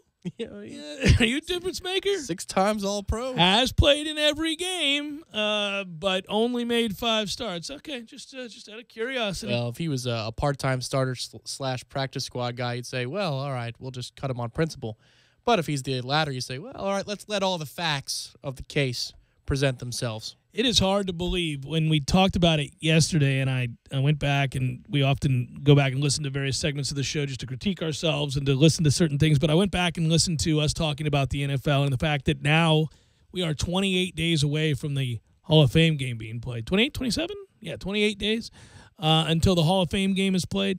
And then that got us into the larger discussion about the fact that practices will begin. But I had forgotten, and it was brought to our attention via Twitter at Jay Cameron Show, to you and me at _Tom Lang, that, once again, Jameis Winston, primetime affair. We'll have it all to watch as the Bucs bring in Hard Knocks. You got a good feeling about this or not? I got a good feeling about Jameis as it pertains to Hard Knocks. I think he's embracing the hell out of this from what I can tell. Well, he had the Hard Knocks crew at his workout. And you remember how he answered the question when I posed it to him about Hard Knocks being there, and he was about business, but he seemingly understood that this was going to be well scrutinized. Well, and it was an opportunity, isn't it now? If you look at it that way, it's a real opportunity for when they do the long form on him, which would be episode 1 or episode 2, that he can make this. I mean, clearly they're going to use some footage from his off-season workouts. I mean, that's why they're there, HBO Hard Knocks, to see what he does behind the scenes leading up to camp, and that'll be part of that long-form story on him. So he's laying good groundwork already. It's smart, and you hate to be so callous with this and that it's manipulated and that it's understood that it's a PR opportunity, because the truth is where Jameis gets himself in trouble is that he is such a gregarious fellow. He'll talk to just about anybody, and he trusts that people, and this is amazing to me after all that he's kind of gone through, he trusts that people have good intentions when they fall into these schools or whatever else, and they're not weighing in the weeds for gotcha moments to misconstrue a phrasing or something like that, but they're often doing just that, and that always worries me for him. Well, the thing I want to see, though, selfishly as a fan and somebody who's watched his career closely since he's been in college, what happens when he snaps in practice? What does it look like? What does it sound like? I mean, how does he critique his own teammates? We always see Jimbo do that in the time here at Florida State. Jameis, sometimes on the sideline, sometimes not. But in practice, when it's cutthroat time and preparation is now, and he lives for preparation, what does that look and sound like? Because I would think over the course of a training camp, at some point, he's not going to be pleased with an effort level from somebody. All of the best quarterbacks in the league over the years, especially the modern quarterbacks, where so much of what gets done offensively is on their shoulders, with the rules being as they are, calling plays at the line of scrimmage and switching into right protections, etc. So whether you're talking about the very best, maybe of all time, in Tom Brady, or emerging superstars like Derek Carr and others, you're talking about guys that I think have the capacity in practice to be world-class a-holes. You're talking about guys that I think would be very difficult at times to get along with, difficult to endure. But guys that have, without question, the respect of their teammates, admiration even to some extent, and it is never in question their work ethic.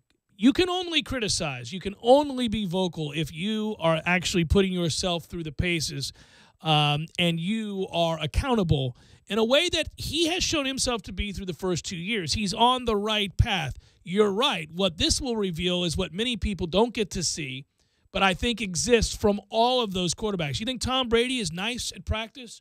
I mean, the standard that they set in New England and how long he's been doing it, you're a new player, you're a young player, you're a free agent, you come over, and there's the Patriot way, which is annoying for all of us to hear about and read about, but exists quite clearly. It's Tom Brady, not Bill Belichick, that puts people in check at those practices. When it's on the field, I'm sure of it. And it's Jameis Winston, and it's all the young, talented quarterbacks that have to be that kind of leader. You have to be willing to do that. Well, he's done so with coaches and players on the sidelines. I mean, coaches, position coaches or coordinators, Brady has shouted them down the sidelines, and it's characterized as, well, the will to win.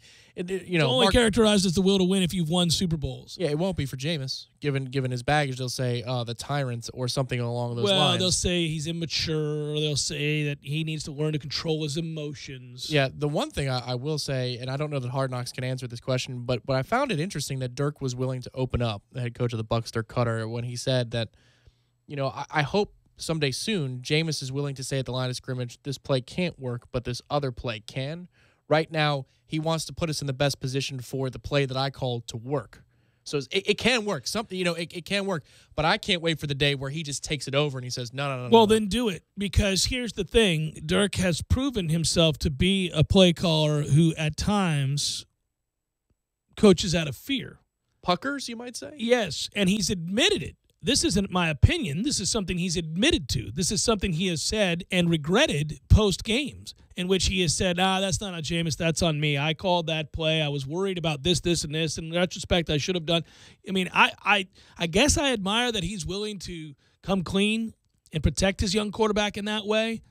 It's not an admirable quality for my head coach to admit that he often puckers up. That concerns me a little bit. The Carolina game on Monday night was atrocious. I mean, what you then do is, what you then hope for, I think, if you're a fan, is that Jameis then takes it and runs with it. If that's what he wants, then let him do it, because all of your best quarterbacks seem to get themselves into a better rhythm than their coaches can. And they do that with play calling, and they get into – listen, he did that here. And Jimbo would give the plays, but, obviously he had tons of freedom because he understood the concepts and he thought along the same lines as Jimbo Fisher. And once he proved that he got it, Jimbo gave him all kinds of responsibilities. Remember there was one play as we're approaching a season opener, and it was in the Cowboy Classic, and Jimbo was jumping up and down. He's like, come on, snap the ball. Snap the ball. Jimbo sees it. He sees it. And then Jameis sees it, and it ends up being a really big play. But it's just fun to see when offensive minds are like that. However, at the professional level, when you're talking about true elite quarterbacks, Tom Moore was the offensive coordinator and architect of certain principles that they ran at Indianapolis. But nobody by year 3 or 4 thought that Tom Moore was exactly calling play to play what was going on. Of course not. For the Indianapolis Colts. Peyton Manning was absolutely the sheriff. But guess what's coming soon once these practices begin, scrimmages occur, and preseason games start? That is the microphone at the line of scrimmage that picks up Jameis going, "We good, we good." And he wants the ball now. I love "we good, we good." I want to get a shirt. It's the nicest touch. They don't have that particular clip, unfortunately, on Madden. But when you hear Jameis calling the cadence in Madden, that's pretty awesome. I haven't purchased a Madden in years. Oh, I got the EA thing, and then you could just, get them for free. Is it good? It's nice. I've missed it. Oh, you miss college football big time. Yeah, you miss it, buddy. It's not the same. Come back, wrap it up momentarily.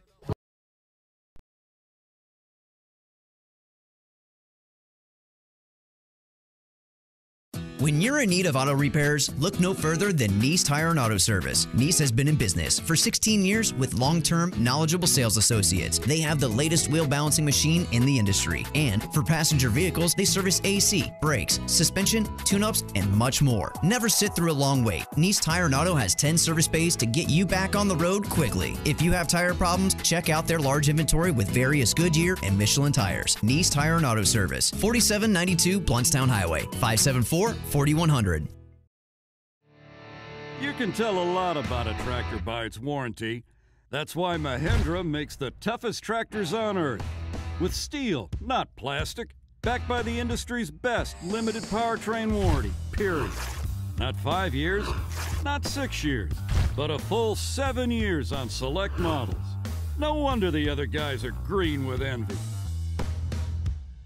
No money down, 0% interest, and no payments until July. Available at TNT Supercenter. I'm talking tough, like a state of mind. Tough like a soldier on the front line. Tough when it gets rough, like my Ford truck, always enough. I'm talking tough. Franklin Spring Creek Ford, the place to find your next truck in southern Georgia. I'm talking tough. Hey y'all, we're Chris and Preston from Low Cash. Head to Franklin Spring Creek Ford and see them about all of your vehicle needs. MSRP on all Muranos, $6,000 off all Altimas, from the S model to the SL model, all, and $7,000 off MSRP on all Maximas. Seriously, at Kraft Nissan, we have people that come in looking for a used vehicle and switch to a new Nissan for less money per month because of the huge discounts and 0% interest for 72 months. At Kraft Nissan, we're not kidding. You owe it to yourself to just come in and try us on. I promise you, you won't be disappointed, and you will go home in a new Nissan at an unbelievable price and a low payment. Kraft Nissan on Mahan Drive between Academy Sports and Costco. We have over 400 new Nissans in stock. Out on the golf course, there are the obvious hazards. There's the pond, the bunker, the rough, the even rougher. Yeah, put me down for an 8. The giant maples. The row of houses out of bounds on the right. The angry flock of geese who've surrounded your ball. Even the occasional groundskeeper you had no clue was there. But if you think you found every possible hazard out there, think again. The hazard you missed could actually be a killer. It's the spot on your skin, the one that could be skin cancer. Fact is, if you're a man over 50, you're in a group most likely to develop skin cancer, including melanoma, the kind that kills one person every hour. 1 in 5 Americans is likely to develop a form of skin cancer during their lifetime. That's why your best shot is to check for a spot. It's easy. Follow through and check your skin. It could be the save of a lifetime. Go to spotskincancer.org to find out how. A message from the American Academy of Dermatology. This is Shaquille O'Neal, here with 13-year-old Dylan. Pleased to meet me. What's that smell? My body spray, dude. A little strong, isn't it, bro? You know it. Whew. This is the perfect time for me to introduce new Gold Bond Men's Powder Spray. More than a scented body spray, it controls odor and wetness with a sophisticated scent. It really separates the men from the Dylans. Hold up. Have my earbuds in. You say something? Nope. Fellas, stay cool with Gold Bond. Be the host with the most and get the most savings at the Home Depot's Red, White, and Blue Savings Event with up to 40% off appliance special buys. Like the GE Stainless Steel Gas Range, a Home Depot exclusive, with convection oven, non-stick griddle, and extra large burners now for just $5.98. That's over $400 in savings. Shop our lowest prices of the season, only at the Home Depot. More saving, more doing. U.S. only while supplies last. See store for details. Valid 6/21 through 7/12.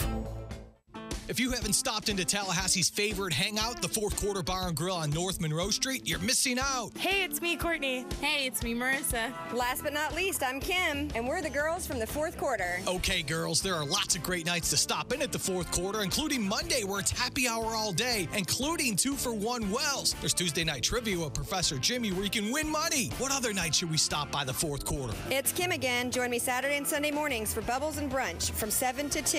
$18.99, all you can drink mimosas and Bloody Marys, and it includes breakfast. Hey, Riss here. Come join me for lunch. We have over 20 lunch specials for just $7.50, and that includes a drink. I'm Courtney. Visit me on Monday nights when we have 2-for-1 Wells, calls, and domestic drafts all night. Don't miss out on the girls of the Fourth Quarter. Pick your favorite night and stop in. Say hi to the girls at 2033 North Monroe Street, the Fourth Quarter Bar and Grill, Tallahassee's favorite hangout. This is the Jeff Cameron Show. Jeff Cameron Show on 97.9 ESPN Radio.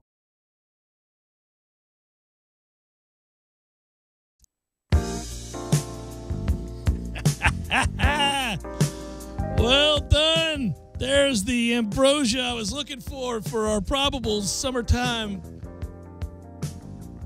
soiree. Ah, boy, this band sucked. They had a good 7-8 terrible songs, and this is one of them. Pirates, Phillies, Chad Kuhl, Jeremy Hellickson. Braves, Nats. Well, Tinovich is on the hill tonight for the Braves. Gio Gonzalez. I think this is working. Stros, Jays, Lance McCullers Jr., Francisco Liriano. Red Sox, Rays, Chris Sale, Jacob Parry.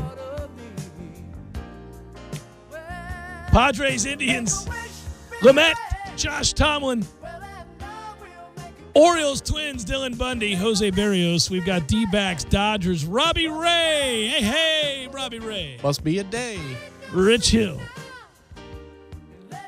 Athletics, Mariners, Paul Blackburn, Sam Gaviglio. Now let's listen to Ambrosia.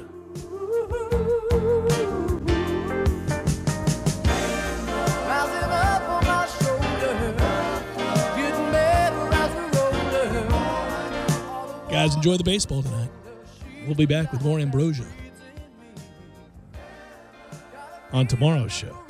Actually, we won't. Tomorrow's a Libations Friday, and we can't be breaking out Ambrosia on a Libations Friday. There's a rumor out there that you may have a beer tonight with our good friend from Corner Pocket. Oh, really? Just tip a cap, say hello to him. All right. You do that. Oh, me? You, yeah. Yeah, no, there's a rumor. Yeah. Just saying. It's a mutual friend. Say hello. Ask him about Ambrosia. We'll work on the Peebo Bryson. Peebo Bryson. The VIP pass. Are you Peebo? Excuse me, sir. If you're not Peebo Bryson, you need a VIP pass. Oh, nobody gets it. But we amuse ourselves. Good work out of you. Good work, Matthew. To those that called and or listened, be well. Appreciate you. Talk to you tomorrow.